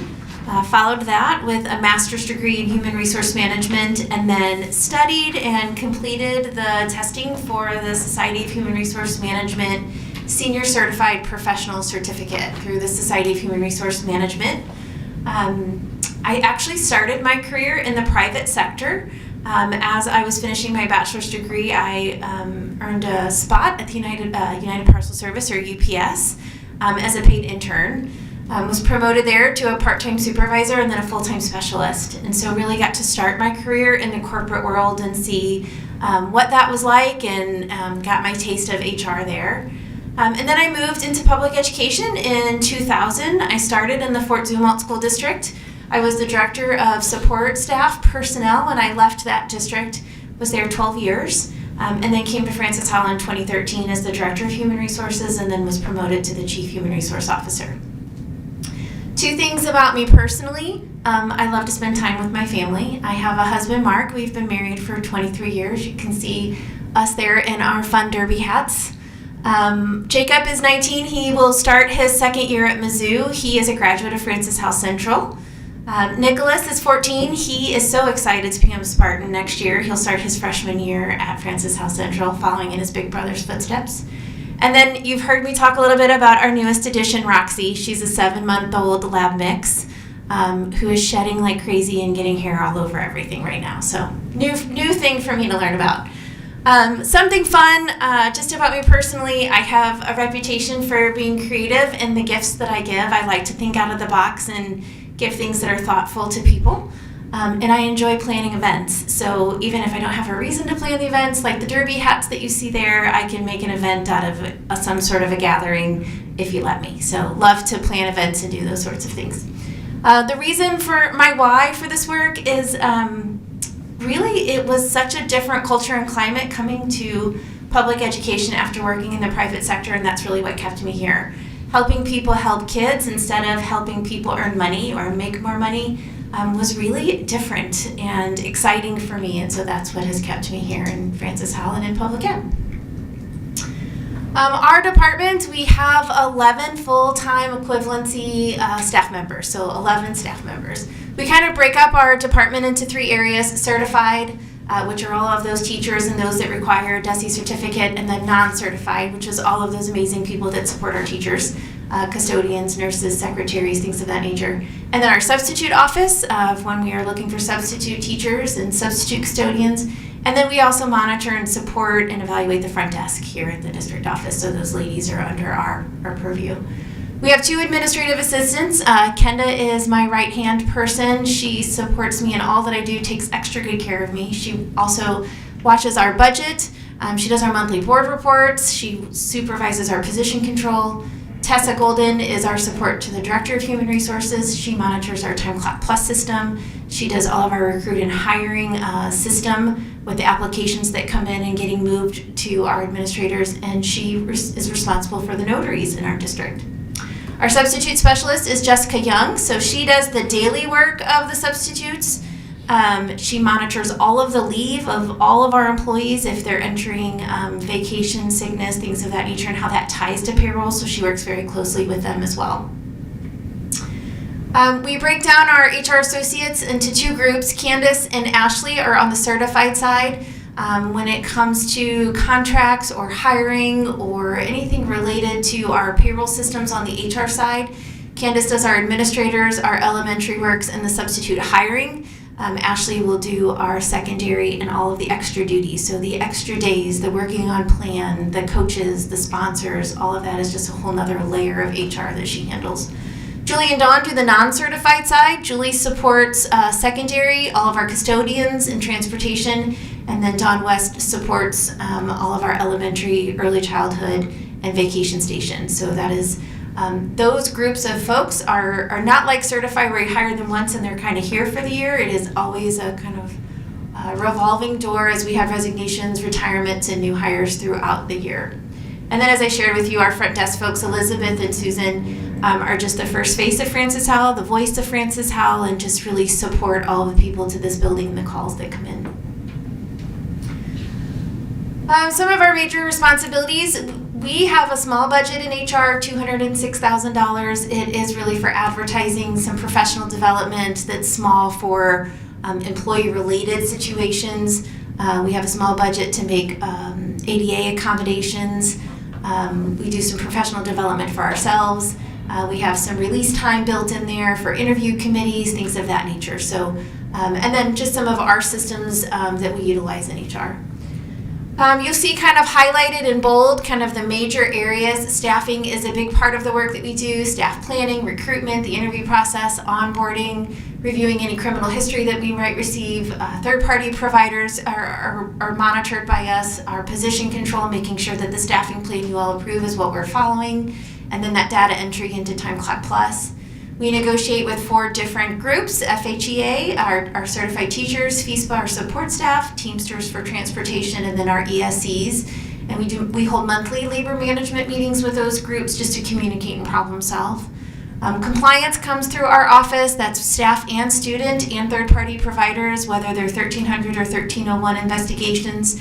We provide building support, allegations of board policy violations, and then we also do a lot of compliance with the mock system. That is what allows us to see criminal history and fingerprinting and background checks of our employees, and just making sure we're in compliance with all of those things. A good point to remind you, if you haven't done that security training that I shared with you before, please do that. We also do a lot of administrator support, so just coaching and supporting our building administrators through discipline or other employee issues. That happens on a regular basis. We monitor our administrator, teacher, and support staff evaluation process, and then of course the creation of all of our salary schedules and structures as we go through the compensation and bring that to you all as a recommendation. Some additional responsibilities: employee support, just the employment questions, the verification of employment when our staff are, refinancing their home or asking for a loan. There's a loan forgiveness documentation that's needed when teachers are looking for to qualify for that program, and so there's forms that we have to fill out regularly for those employees, and then of course that notary process. We oversee extra duty, whether that is facilitating the committee and talking about the needs for extra duty, the contracts that go to them, the additional days, the travel, the daily work on plan. All of that has some compensation tied to it and has to be figured by hand by our folks. We oversee the volunteer process for the entire district. So we supervise the approval process, eligibility. For instance, at the time that we created this presentation, we had processed 1,358 applications to date and had to review some criminal history of those folks that applied to work in that area. Our substitutes, we're recruiting, we're hiring, we're doing the daily placement, we're monitoring those no-fills, and then of course we have those permanent substitute positions that we supervise and get out into our buildings and train those folks on a regular basis. Under transportation, not only is there the hiring, but there is monthly random drug testing, annual physicals, and the billing that goes with that our department will work through.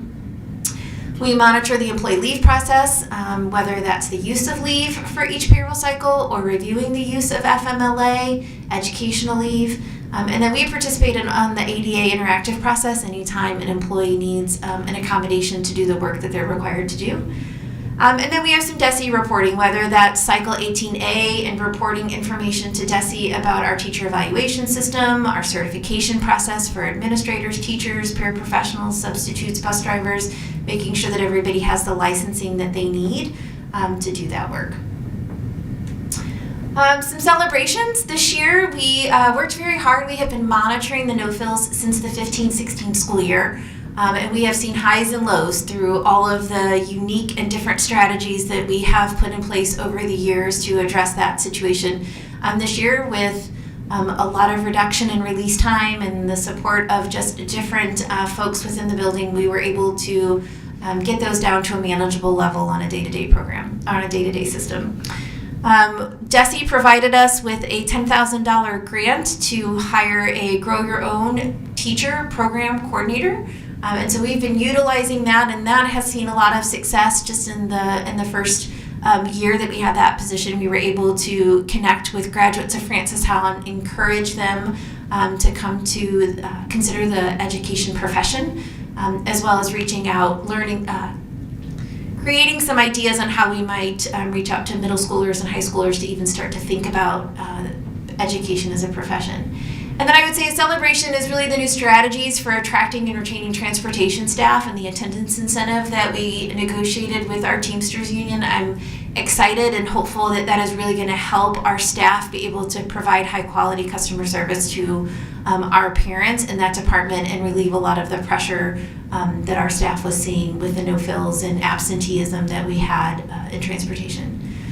I think some opportunities for us, one thing is if we could create a 5-year salary schedule that would address the experience and the step structure, kind of where we're off with some of our teachers because of the years that we provided significant percentage increases in lieu of steps. I think that would really help us. Our benchmark districts and districts around us have really progressed in the area of starting salary, and we're really starting to see that affect the teachers, the applicants that come to Francis Howell, and then there's lots of opportunity for the teachers to leave Francis Howell and increase their salaries in other places. I also think that there's an opportunity for us to create a stronger teacher attendance incentive. We know that the most important thing is that qualified teacher in front of students, and that's really the only thing that's going to drive student outcomes. And so whatever we can do to incentivize our teachers to come to work every single day and be in front of those kiddos, if they need a more immediate incentive than just getting paid out sick days at the end of their retirement, I think not only could that be a compensation or a benefit for our teachers, but I think it would be a significant increase to our student performance to have those teachers there every day. And then the amount of time that we are a 2-person team in HR, Mr. Delaney and I, as far as the compliance that we see through 1300 and 1301, we spend a significant amount of time each year investigating and looking at 1300 and 1301's allegations. And so an opportunity might be to have a dedicated, consistent compliance officer that really did that work so that we could focus on the other strategic work of the HR department in some of those other areas that we talk about. So am I taking questions or am I just moving on? It's meant to be high level, so like I said, I think probably in every slide there are all the questions, but do you have any, based on what you shared, what questions you have or things you'd like us to follow up on? I'm curious, how many total employees are there in this district? I would say if you take into consideration all the substitutes and all the vacation station as needed substitutes, it would probably be about 3,200-ish. Now, when you look at the full-time equivalency just in the staffing plan, it's about 1,200 on either side, whether support staff or certified. But when you take into that consideration, and then plus all of the volunteers that we monitor and support, and then the third-party providers, well, then we have lots of people that we're interacting with on a regular basis. Oh. Can you go back a slide? Or whoever. Yeah. Well. It's okay. Lisa. All right. My question is, you mentioned stronger teacher attendance incentives. Explain, please. I think that we have an opportunity to provide an incentive that would encourage teachers to come to work on a regular basis. Some sort of a compensation structure that if you don't use your sick days, they're compensated at the end of the school year. Because I think that we have opportunities for teachers to take time off during fall, like go to the doctor's appointment on fall break or on winter break or during the summer, get some of those things taken care of at that time. And I think if there was an incentive to do that, and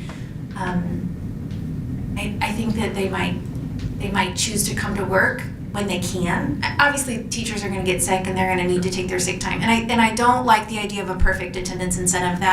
We had that at one time. And I think that's unrealistic. I don't want teachers to come to work sick, and I don't want to encourage teachers to come to work sick. So I have worked on some plans I've shared with Ken, just crazy ideas that I think other districts are utilizing, and if they've been successful and they have seen their teacher absences reduced by half, and they're really seeing great student outcomes because of that. But it takes some money in order to do that on a regular basis and put some investment in that so that our teachers feel like it's worthwhile. They see that leave time as their own time, and so I'm either going to use it or I'm going to be compensated for it. And we don't really have a structure for that just yet. So you're not talking about a monetary bonus? Or you are? That's yes, yeah. I guess yes. Like maybe at the end of the school year, if you have X number of days left in your bank, they're worth this, and we're paying it out yearly instead of at the end when you retire, you get $75 for 75 days. You have to wait until you actually retired, and that's what I think it's $5,625, and you only get that if you retire, not when you resign. So what happens is when you're getting close, you have 100 days in your bank, you're only paid out for 75, and so you're close to retiring, so you start taking Mondays and Fridays off, right? That's my time, I want to utilize it, I'm not getting compensated for it, I'm just going to use the time. And I don't quite feel well, so I'll take the day I have it. So if there was an incentive not to use the day, maybe we would see better attendance, and then we would see less no-fills, and then we could maybe even increase the release time again so that we can do that training with our teachers as we need to. And we're paying for it one way or the other. Well, we are paying for it. I still think it's a significant investment. I think it's an increase to the salary budget, and it's hard to tell you exactly how much that is because I don't know how many teachers are going to take time off. I don't know how many teachers are going to save those sick days. But I think it's worth a conversation, and we can decide what risk we're going to take and how we're going to use those resources. Well, you know them best. What would they say? Say that. You know them best. The teachers. What would they say? I have shared my idea with FHEA. They like the idea. I'll tell you that the idea is being used in a district nearby, and they're seeing great outcomes from it. But it's still hard to determine the exact cost every year because you're not going to know how many sick days Janet's going to take versus Mark and what they're going to have in their bank. And so I just think we have to have the budget in a good place to be able to support that. But I think overall it would help with our student outcomes and having our qualified teachers in front of our kiddos every single day. That and the salary. We have things to address there that's just as important. Lisa, I got one thing. Yes, I sir. should probably know this, but your labor management meetings, do you meet with all of them together, or are they all separate? They're all separate. Mm-hmm. So we meet with FHEA, and the executive cabinet team meets with FHEA. Mark and Dr. Vanderpool meet with FISPA, the paraprofessionals, custodians, administrative assistants. Mark and Jen Simpson meet regularly with the Transportation Action Committee, the TAC, which includes the Teamster representatives and non-union folks, and they meet regularly. And then Mark and Dr. Vanderpool meet with our ESCs. And now they're moving from monthly to quarterly next year. But yeah. I only say, because I know we get updates from you with FHEA, but I wonder if maybe the board could get notes from the other groups when they meet, possibly. Sure. Or I don't know. Just Sure. throwing it out there. Sure.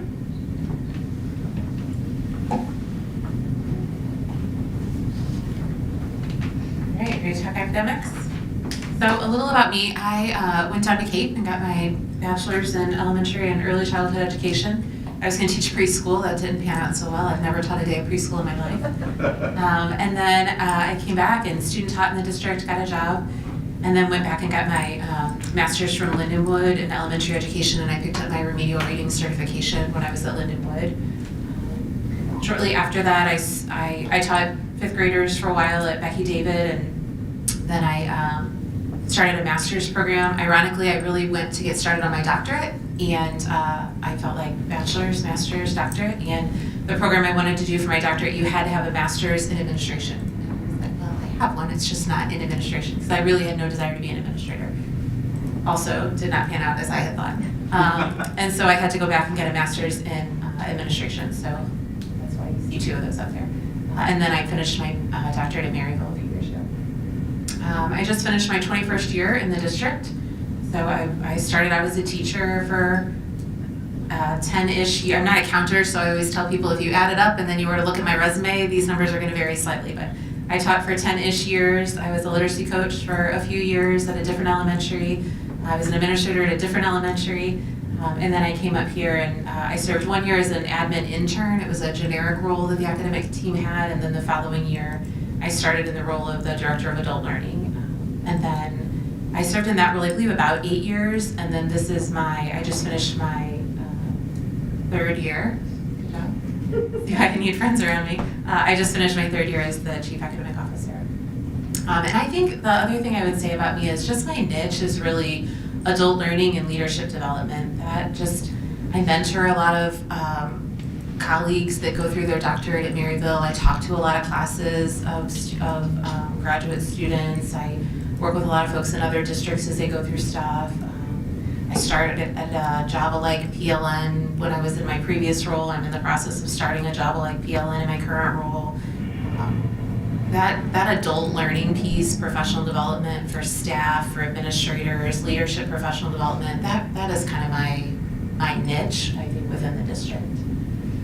A couple things about me personally. I followed Lisa's lead. She did her slides first, so I was like, oh, that's a good thing to talk about. So my husband Jeff and I, we've been married 20 years this fall. He is a college and career counselor in Rockwood at Eureka High School, and so we have a lot of spirited conversations about Francis Hall versus Rockwood at the dinner table. He likes to bring up some scores, and I remind him that we choose to bring our children to Francis Hall for a reason. Drew is a sophomore in the district, and Emily, she'll kill me. I have her as a second grader, but she actually gets to go to third grade next year, so she's a second grader at Independence. And then we are one of the crazies that did the COVID dog. So we have a little golden doodle who's 2 years old, Sophie. The kid's job this summer is to train her. I tell them all the time, she has no manners. She needs manners. So that is also not panning out as I had planned. And then I would say the other thing to know about me personally, I love a good side hustle. So if your significant others have been to a 31 party, they may have seen me there. I love to schlep bags. And then my side gig is Connie's Cookies. So if you've been to a graduation party in the area, you may have had some of my cookies. You never know. My why for the work, those are my kids up there, Drew and Em. My why is really, the two of them kind of symbolize my why. So my two kids, Jeff and I thought it would be a great idea to spread them out. They're 7 years apart. Now that they're getting older, we were like, what were we thinking? We should have had them a lot closer together. That was not so smart. But they could not be more different. When I think about them as students in our schools. Drew goes to school for academics. He was in the Spectra program. He's in the AP classes, in the honors classes. He is that high achieving kiddo. And the social pieces of school are where he struggles. He is borderline, you name it. He gets anxious in social situations. He struggles to make friends. He's got a little anxiety. That's his area of growth. Emily is the polar opposite. Emily is involved in everything. She goes to school because she wants to hang out with her friends, and if she does a little bit of work while she's there, it's a good day for everyone. And when I think about what my kids need, Emily needs student leadership, student voice. I'm gonna bet that before all is said and done, she'll need some interventions along the way. Drew needs opportunities for character development, social emotional skills. And so for me, when I think about my why, it's important to me that we offer all of it. I need challenging and rigorous coursework for Drew, and I need strong intervention programs for Emily. I need lots of extracurricular and student leadership opportunities for Emily, and I need lots of character development and social emotional opportunities for Drew. And so I know that my kids are just a tiny fraction of the kids that we have in the district, and so I try to remember that. If this is the span I have within my house, oh my goodness, across our district, we have a little of everything, and what's good for one isn't necessarily good for all, and so we really do have to do a little bit of everything. So that really is my why for the work. I'm a graduate of the district, and I think just giving back and seeing the benefit, not just for my own kids, but for all the kids. So this is my org chart. It was too big to list out all the folks. We have about 70 different folks if you were to look within the academic department. Something that's a little unique about our department is if you were to really look at all of those names, a handful of them, they teach full-time during the day, and their role is, I don't know that extra duty is the right word, but it's on top of their full-time teaching duties. So for example, we have a lead counselor. She is a counselor all day during the day, and then she also does some leadership duties on top of that, and we pay her a stipend to do that outside in addition to her daily work. So, well, it looks like a lot of names on there. Our vision team is on there. Well, they're actually working with kids all day long, so not every name on there is someone who's sitting in an office doing work. So the far left category, I wish I could tell you I could see that, but I cannot, which means you probably cannot either. Yeah, we can get you a printout. The far left category is, this year it's Dr. Patterson. She's retiring at the end of the year, and next year it'll be Dr. Broadway Yates. And so that's our Director of Student Services. And under her are some folks that support kids through our homeless and foster care programs, and then also our counseling department. The orange column is Dr. Garland. Next year she'll serve as our Director of Elementary and Middle Schools. And she supports our reading recovery teacher leader, and then she also supports our vacation station program. So that big box you see under her is all of our vacation station coordinators and their administrative support. The kind of gold colored box is David Brothers. Next year he'll serve in the role as our Director of Assessment. And so you see our district information specialist, and then our district literacy coordinator and TSS leader in that box under her. The darker blue is Dr. Vanderpool. He's our Director of Alternative Learning. And so what you see under him, the boxes on the far left are our administrative type roles mostly. So a homeschool liaison, some core data folks, some AAs that help manage all of the special education. You also see our district lead nurse, our ESOL teacher leader, our gifted teacher leader. And again, those teacher leaders are folks that are teaching all day. They're just serving in those leadership roles in addition to that. The middle column, you see our SPED coordinators, and each of those SPED coordinators oversee some programming. So we have a coordinator who oversees all of our OTs and PTs and the programming that we offer there. We have a coordinator that oversees our mental health programming and the Inspire team. We have a coordinator who oversees our vision team. So the vision team names are up there. We pair the Family Education Center, which is over like Heritage Landing. That's up there. Dr. Vanderpool oversees our early childhood programming, and so Parents as Teachers falls under his purview as well. The lighter blue is Dr. Altman. She's our Director of Adult Learning, which, to clarify, is really just the adults in district. Some districts do like community outreach, adult learning, and we really just offer in-district staff, and so it's really teacher professional development. And so she oversees our 2 district instructional technology content leaders, and they are out in classrooms helping teachers integrate technology into their classrooms. So things like blended learning, the Canvas rollout, the learning management system, things of that nature. And then on the far right is Dr. Lammers. Next year he'll serve as our Director of Curriculum and High School. And so under him, the larger box there, you'll see our content leaders. And so we have 5 that oversee the various content areas. Some are content specific and some are K-12. And then a few teacher leaders. So fine arts, library media specialist, world language, those are teacher leaders who are in the classroom. And then Katie Vargas, who you've come to know very well lately, she is also, it's under Luke's purview over there. So that's our department. I would tell you what is a huge celebration for us, I don't know if I listed it on the next slide or not, but is that we are all, for the first time ever, in the same building and on the same floor. And that has been an amazing value add to us.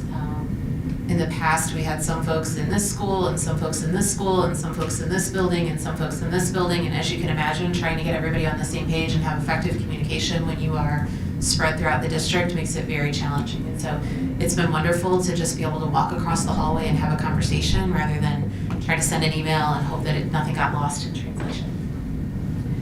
When I think about major responsibilities, as you can imagine, trying to figure out how to summarize this on a slide or two, when I think about what do all 70 of those folks do, is a little challenging. So mine are a little higher level when you look at what are our major responsibilities.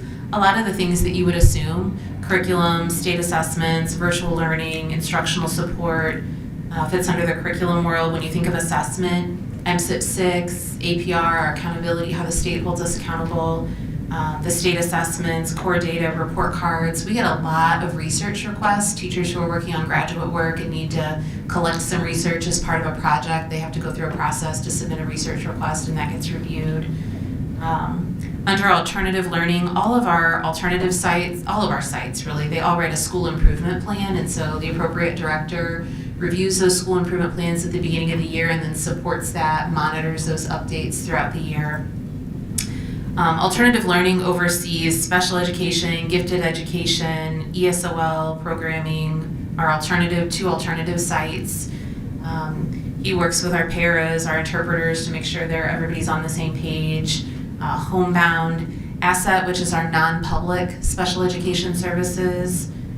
The extended school year, when someone feels like they need to accelerate to skip a grade level, or more often it's skip a specific class, I need to push up a grade level in this class. That all goes through the Department of Alternative Learning.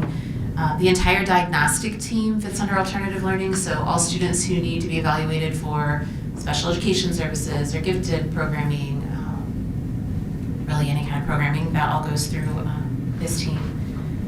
Adult learning, so all of our new employee orientations, which really is different than what Lisa offers for new employee orientation. This would be more like new teacher orientation. We've just expanded it to employee because they're not all teachers.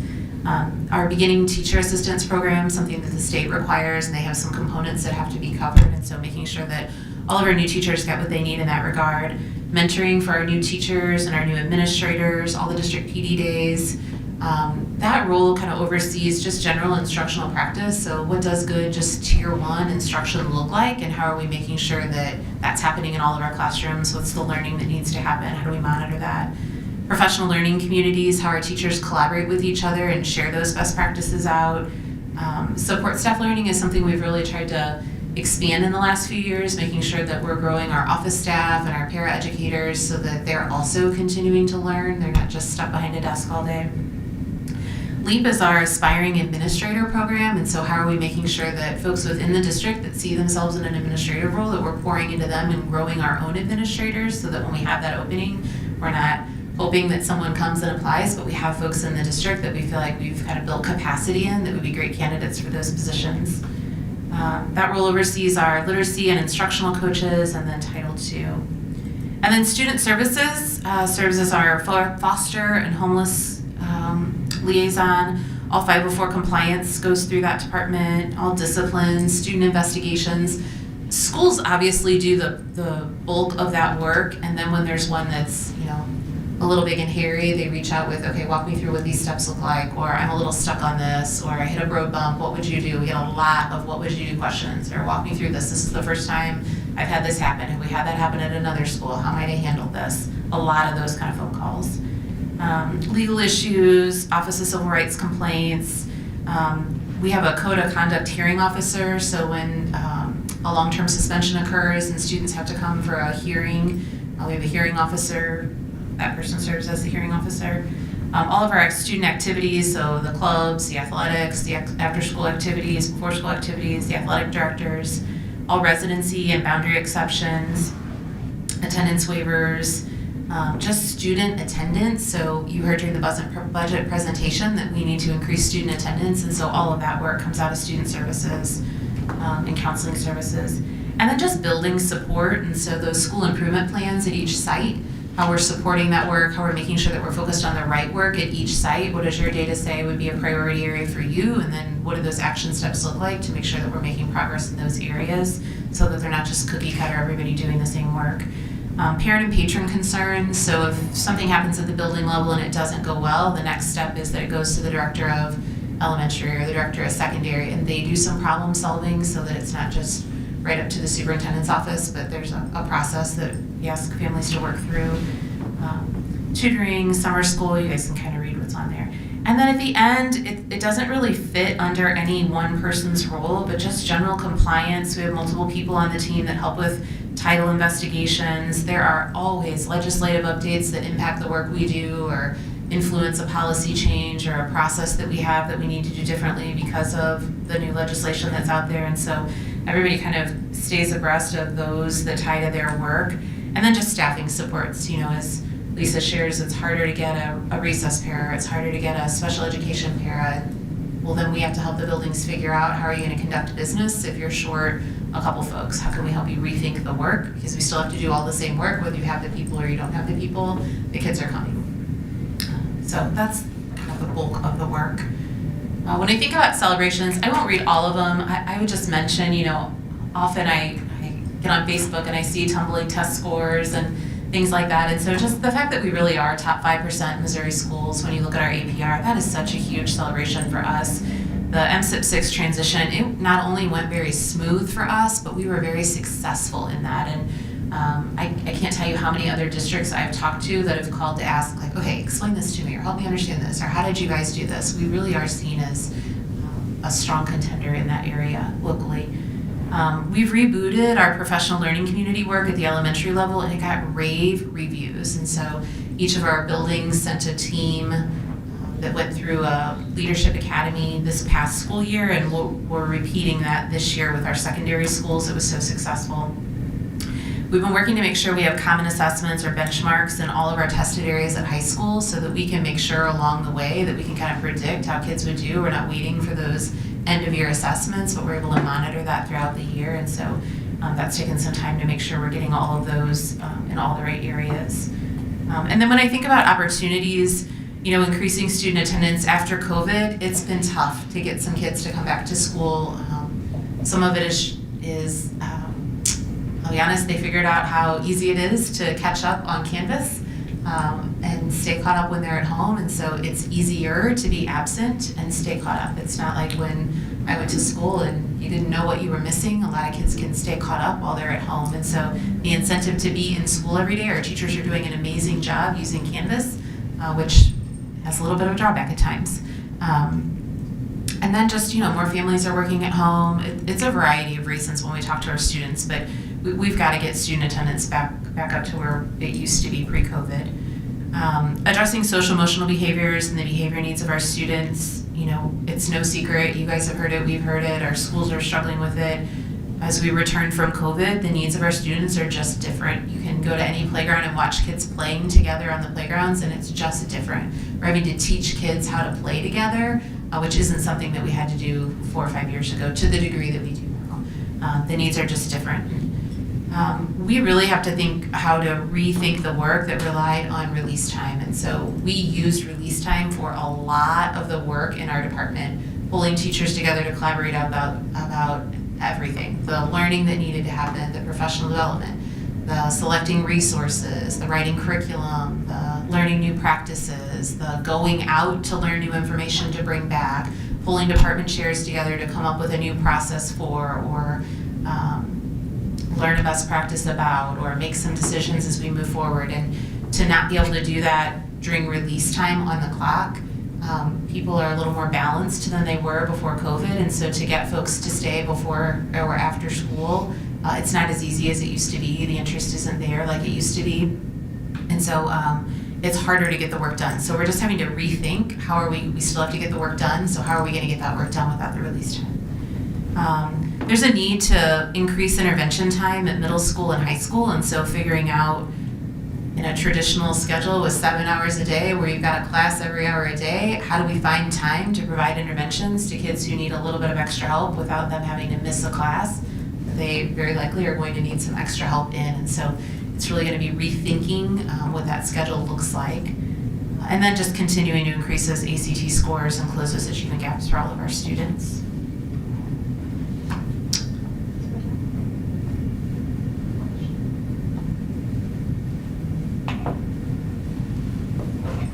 Any questions for Connie before I go? I'm tired. I know. I don't know if it's because I'm the newest person to the team or you guys like me the least, but I got the short straw and I get to go at 9 o'clock on a Monday and I'm so tired. So feel free to stretch and move around, and I will try to talk through this quickly. I talk fast anyway, so. My 3-2-1, so I'm a first generation college student, so I did my undergrad. I think I was the last year to graduate from Central Missouri State University before they changed their name to UCM, so we've got both diplomas. And then went on to grad school at the University of Nebraska-Lincoln. I started a doctoral program there as well, and then decided to get married and have babies instead and never finished. And I don't know, maybe someday, but right now I'm half doctor. My path is a little different too, and then I'm not a career educator, so I actually joined Francis Howell at the height of the COVID pandemic, and so I'm on year 3 in public education. But I grew up in a small town, Montgomery County, about an hour west of here, and grew up on a farm, so my first job around age 10 was actually raking hay with the tractor, not manual labor, but I didn't get the cab tractor, so I didn't have AC. I got stung by bees and all that stuff. But I got paid 50 cents a bale and figured out pretty quickly that as soon as I turned, I think at the time I was 14, I could start waitressing, and I worked at McDonald's. I got out of there. I made more money, not much more, but more than 50 cents a bale. And then I worked as a small town newspaper journalist during college as internships, a couple different, actually sold, I didn't put that up there, but sold insurance for a while as well as an internship, and decided I didn't like to talk to people about their personal finances. That wasn't for me. And then grad school was really around educational leadership, and so I thought I loved college so much I never wanted to leave. So my whole goal was to work in admissions or something on a college campus, and so I did that. Most of my career is actually higher education, different colleges and universities. I'll talk about my husband here in a minute, but he was in the military at the time, so we moved quite a bit. So I spent a lot of my career in Ohio, but did lots of different things in the college and university setting, worked at some unique institutions, worked in communications and marketing, worked in admissions, worked in fundraising and advancement, raising lots of money. Adam, you'll like this. I had a role called Director of Institutional Effectiveness. So my job was to make sure things were effective. Did some grant writing, so lots of different things, and then was actually recruited away to be head of marketing communications and what they called reputation enhancement for a real estate investment firm. So that was my role right before I came here, so I have some private sector experience as well, and it's been fun to kind of compare and contrast how different organizations do things. So a couple of fun things I think I put on the slide, just memorable moments. One of my experiences, one of the colleges I worked for was called Antioch College. Most people here probably don't know it. It was in its heyday known as the Harvard of the Midwest. What they believed anyway. So it was an Ohio-based college, and it spawned a university system at one point and did like a lot of liberal arts colleges did adult education around the country, and eventually closed in 2008 because of closed in 2008 because of financial difficulty. And then a group of passionate alumni would not let the college die. That was actually the slogan, do not let this college die. And they rallied, raised money to buy it back from the university it spawned. And so I was part of that team in 2011 to relaunch that as we called it a 165-year-old startup. And so we recruited a non-traditional president and got to do some really cool things about reimagining what education at the higher education level looks like. So that was really rewarding. It's still in operation, still a micro college, and it is funded almost entirely by donations, so not a lot of tuition revenue. So you'll see one of my other fun facts.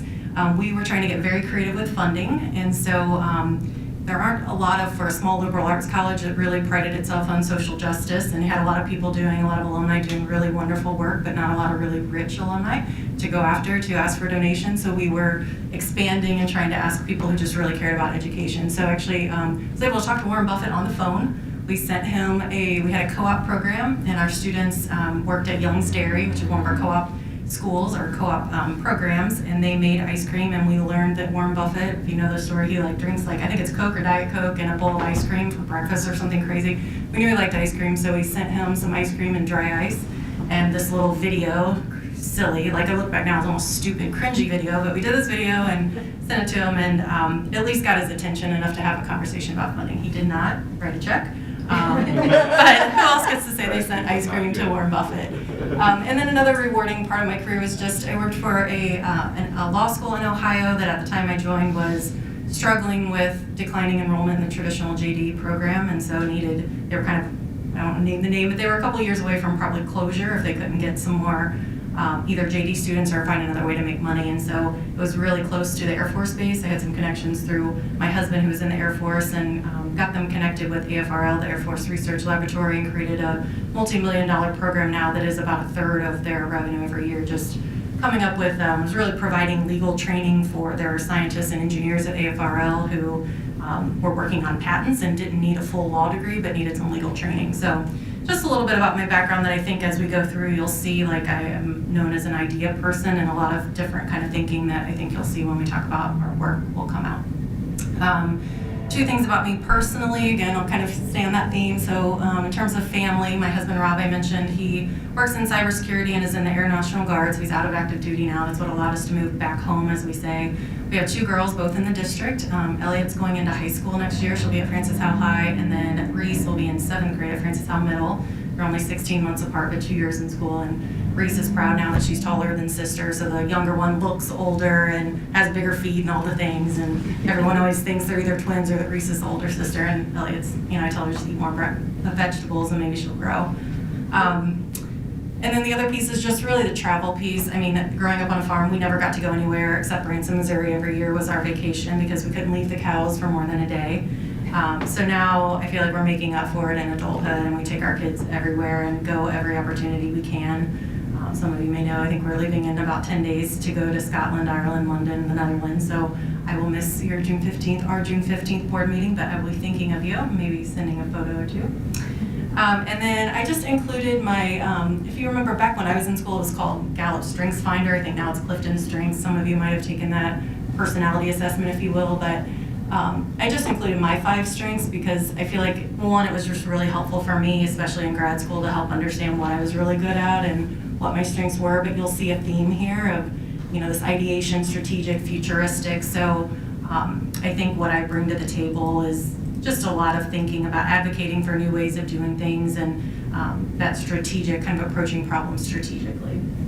And then my why, now I will tell you, I'm not a career educator. I wish I had that story about a teacher who changed my life and made me want to go into education, and I don't have that, and if I'm being honest, I was working at a probably 80 to 90 hour weeks at that real estate investment firm I told you about, and I was missing a lot of my kids' lives, and so I knew Rob and I had a conversation that wasn't sustainable. I was missing them grow up and giving a lot to my career, and when this came on my radar, I actually thought it was a 9-month role and I'd have summers off like the teachers do, so that's what initially actually got me interested. Obviously that is not true. I've learned that now. But what I've learned, so what you see on the screen, this is actually a card from a former colleague of mine, and when I struggle with that education, obviously I care about education, I care about the impact on kids. My role, I don't have as direct of an impact, so it's harder to see that, but what I do see every day is my team and the impact that they have, and so I think what keeps me going and my why is really just being able to coach that team and help them see and build confidence in themselves and help them grow those skills, and so that together we can have a bigger impact, and then watching them go on to bigger and better things I think is just really rewarding. So that's kind of my why there. This is the team I told you about, so we do not wear these suits every day. This is actually, we get to play with fun tools like artificial intelligence, so these are AI generated costumes. We didn't actually dress up like this. But Jeannie Smith, I think most of you have probably at least seen their faces before. Jeannie Smith came to us, she's our communications manager. She manages, does most of the managing for our district social media accounts, so our Facebook or Instagram, Twitter. If you don't already follow, I'd encourage you to go ahead and follow those. She also organizes and writes most of our content for our newsletters. We have an internal staff newsletter, the weekly Howell, and then the monthly newsletter that goes to all stakeholders called the District Digest. She has a background in news. She was at KSDK Channel 5 for about 10 years, so she still has a lot of media connections, and so one of the celebrations we'll talk about is just her role in helping us get more positive coverage. And then Regina Defoe is our communications specialist. She is the longest tenured employee on our team. She's been here about 5 years, so we are still a young team, if you will. She manages our website for the district and then the 23 school websites as well. And then she creates most of the videos you see. So you see Dr. Rumpus in the swimming pool and doing dances and all those things. Regina's really the one that brings those together. Also the Howell of Fame, and many of you were at the Howell of Fame retiree ceremony. She creates those videos as well. And then Hannah Wickline is our communication support specialist. She joined our team last year, and she helps out in lots of different areas. She's kind of a generalist, and she does most of our graphic design work, handles website updates, first point of contact for our buildings if they need help. So she really just jumps in with lots of different projects. And then not on the slide, but we wanted to mention we do also receive part-time AA support from Jeannie Van Horn. She primarily serves as the AA for the technology department, but helps out our department as well. So what do we do in communications? I put these really into 6 key areas. Many of these are obvious, right? We keep stakeholders informed. This inspire piece, we inspire people and instill a sense of pride, or at least try to, in the district by sharing stories about our amazing students, staff, and alumni. So we always like to say we like to shine a light on all the good that's happening. We support our schools with parent and family communication. We sometimes get questions about, do we send all of their school e-news? I know many of you have kids in our district and probably get those. We don't. We provide tools and training. We try to support them in that, but the schools are primarily responsible for their parent communication. I will say, with the one exception of like the threat emails or safety sort of concerns, those typically come from communications. And I will say over just the last 2 years, those have gone up significantly too, so that's becoming a larger chunk of the work, if you will. We also engage our parents and community in the work of the district, so obviously that was a lot harder to do during COVID when we weren't allowing people into our schools, but we're being able to bring back things like Senior Pals, Family Learning Series, some of those, that's taking, we're putting a larger focus there. And then there's a recognition aspect to our work, so we celebrate and recognize our staff, retirees, volunteers, community members through some of those events that you just saw just last month, right? Some of those events, Howell of Fame, ringing of the bells. And then the last thing I would say is kind of this protect, like we steward is probably, I don't know if that's the right word, but try to protect the reputation of the district by making sure we don't have people using our name or logos to push out false or misleading information. We sometimes have students that will create different Instagram accounts or things, and so we're always monitoring that, and even just making sure our materials, that things that come from the district look very clearly like they're from the district, so you know that this is us.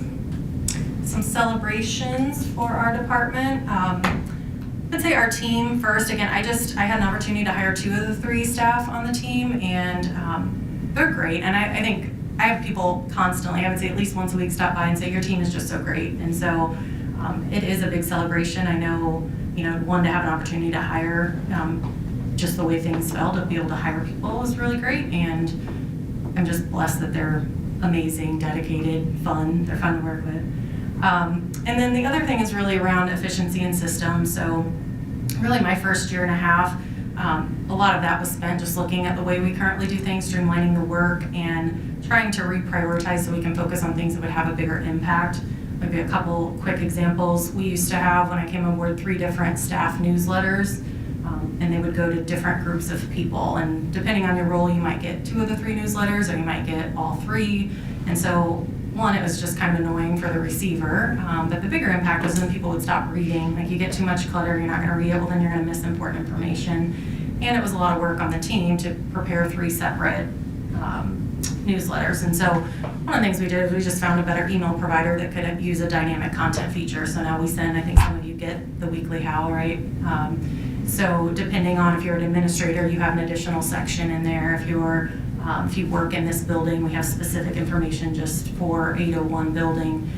It's now 1 newsletter we prepare. You only get 1, but you have the content that's relevant to you. So that's just one example. And then I would say on the District Digest side, just trying to focus more on high quality content, things like interesting stories we think people will care about.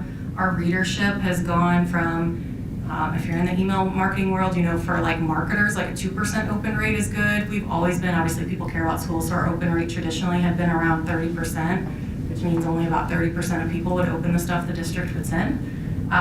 We're close to 60% now, just in those 3 years. And so you ask why that matters. I mean, we have about 52,000 people on our email list, and math is not my strong suit, but I think my math is right, and that now we have about 16,000 more people opening. That doesn't mean they're going to read everything or comprehend everything, but they're at least opening the newsletter and getting that information. So I think just refocusing and trying to have timely, relevant content that's of interest has been a big win for us. Another efficiency piece that we're proud of that has a cost savings aspect to it is we used to we had to send every newsletter off to be hand translated into our, I think at the time, about 42 different languages. So that comes at there's a time piece to that and also a hard cost. And Jen Patterson could probably give you the official number, but I've heard upwards of $100,000 a year spent on translating these district newsletters. And so with this new email system, we were able to find a way, this weird backdoor way, but you know, if you notice that translate button on those email newsletters now, it allows the user to use Google Translate. Now it's not as good as a hand translation, and that was the trade-off we made. But it means that our English language learners get that information at the same time as everyone else versus having to wait, you know, 5 days for the turnaround and the district having to incur that expense. So just a couple examples of the types of things we tried to streamline. Another celebration then, what's my next one? I think just our work to be more transparent and communicate the why behind the what. I think too often we just push out information without stopping to help people understand how we got there or why it's necessary. And I think one recent example is just the change in the busing for next year. It's obviously a big change. I think the roundtables and just helping bring people along on that journey and helping them understand in detail why that was a necessary change. I think people still may not like the decision, but they understand it. So we still obviously can always do more there, but I think we've done a better job over the last year and a half.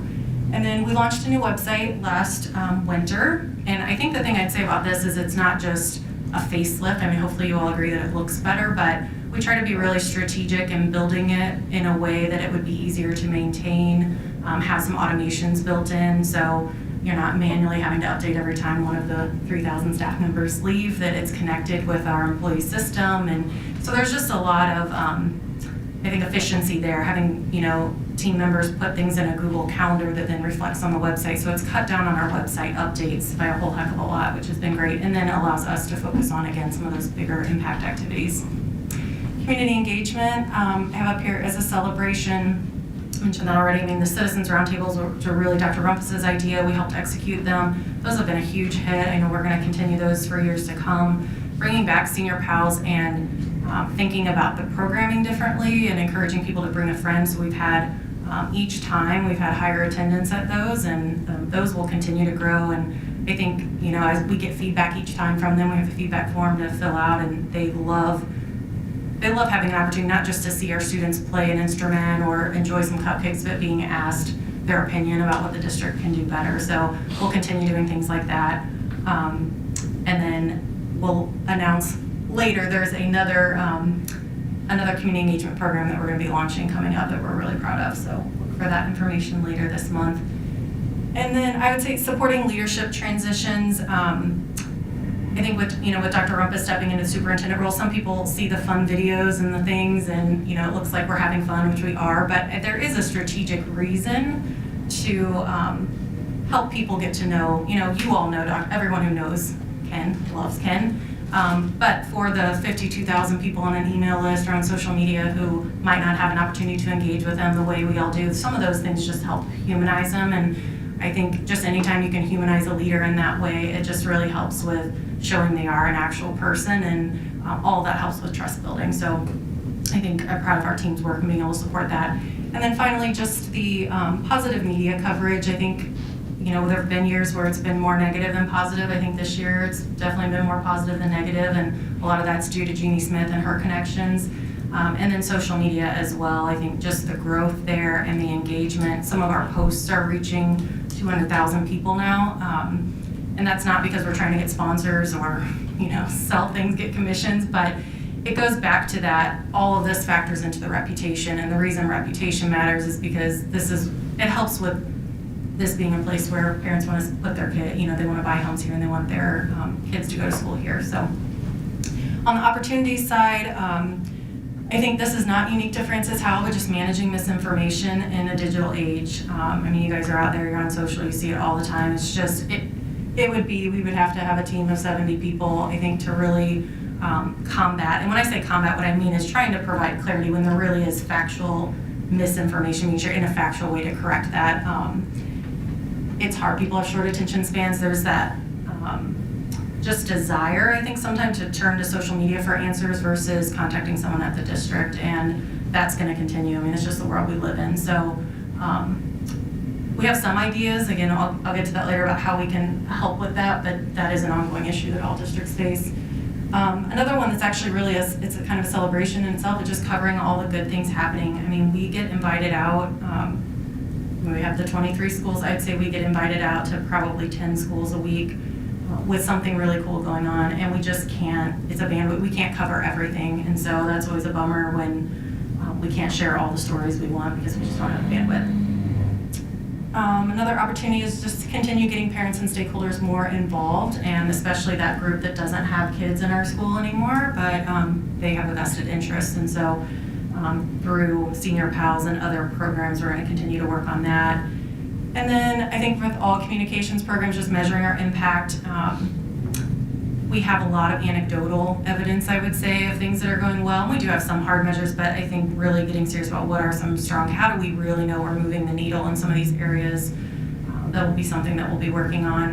And the last thing I'll say is I just think, I mentioned kind of alternative revenue before. I do think now going on year 3, it's interesting to me that I just think there are untapped opportunities for alternative or supplemental revenue for school districts. It's always going to be primarily taxpayer supported, but I think opportunities when you think about trademarks and advertising and sponsorships and fundraising among alumni and branded products and workshops and trainings. There's so much value here.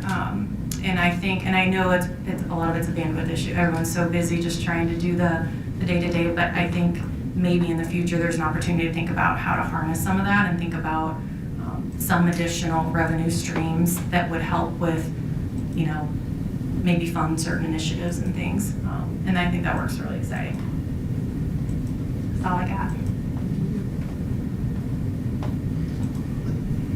I just have one revenue stream idea that ties to Connie. Apparently all these other districts are asking her for advice on her CSIP. Maybe we should start charging for that. Well, I asked them plenty of questions. 10,000 each. Oh. Charge them in billable hours like these guys. That's all right.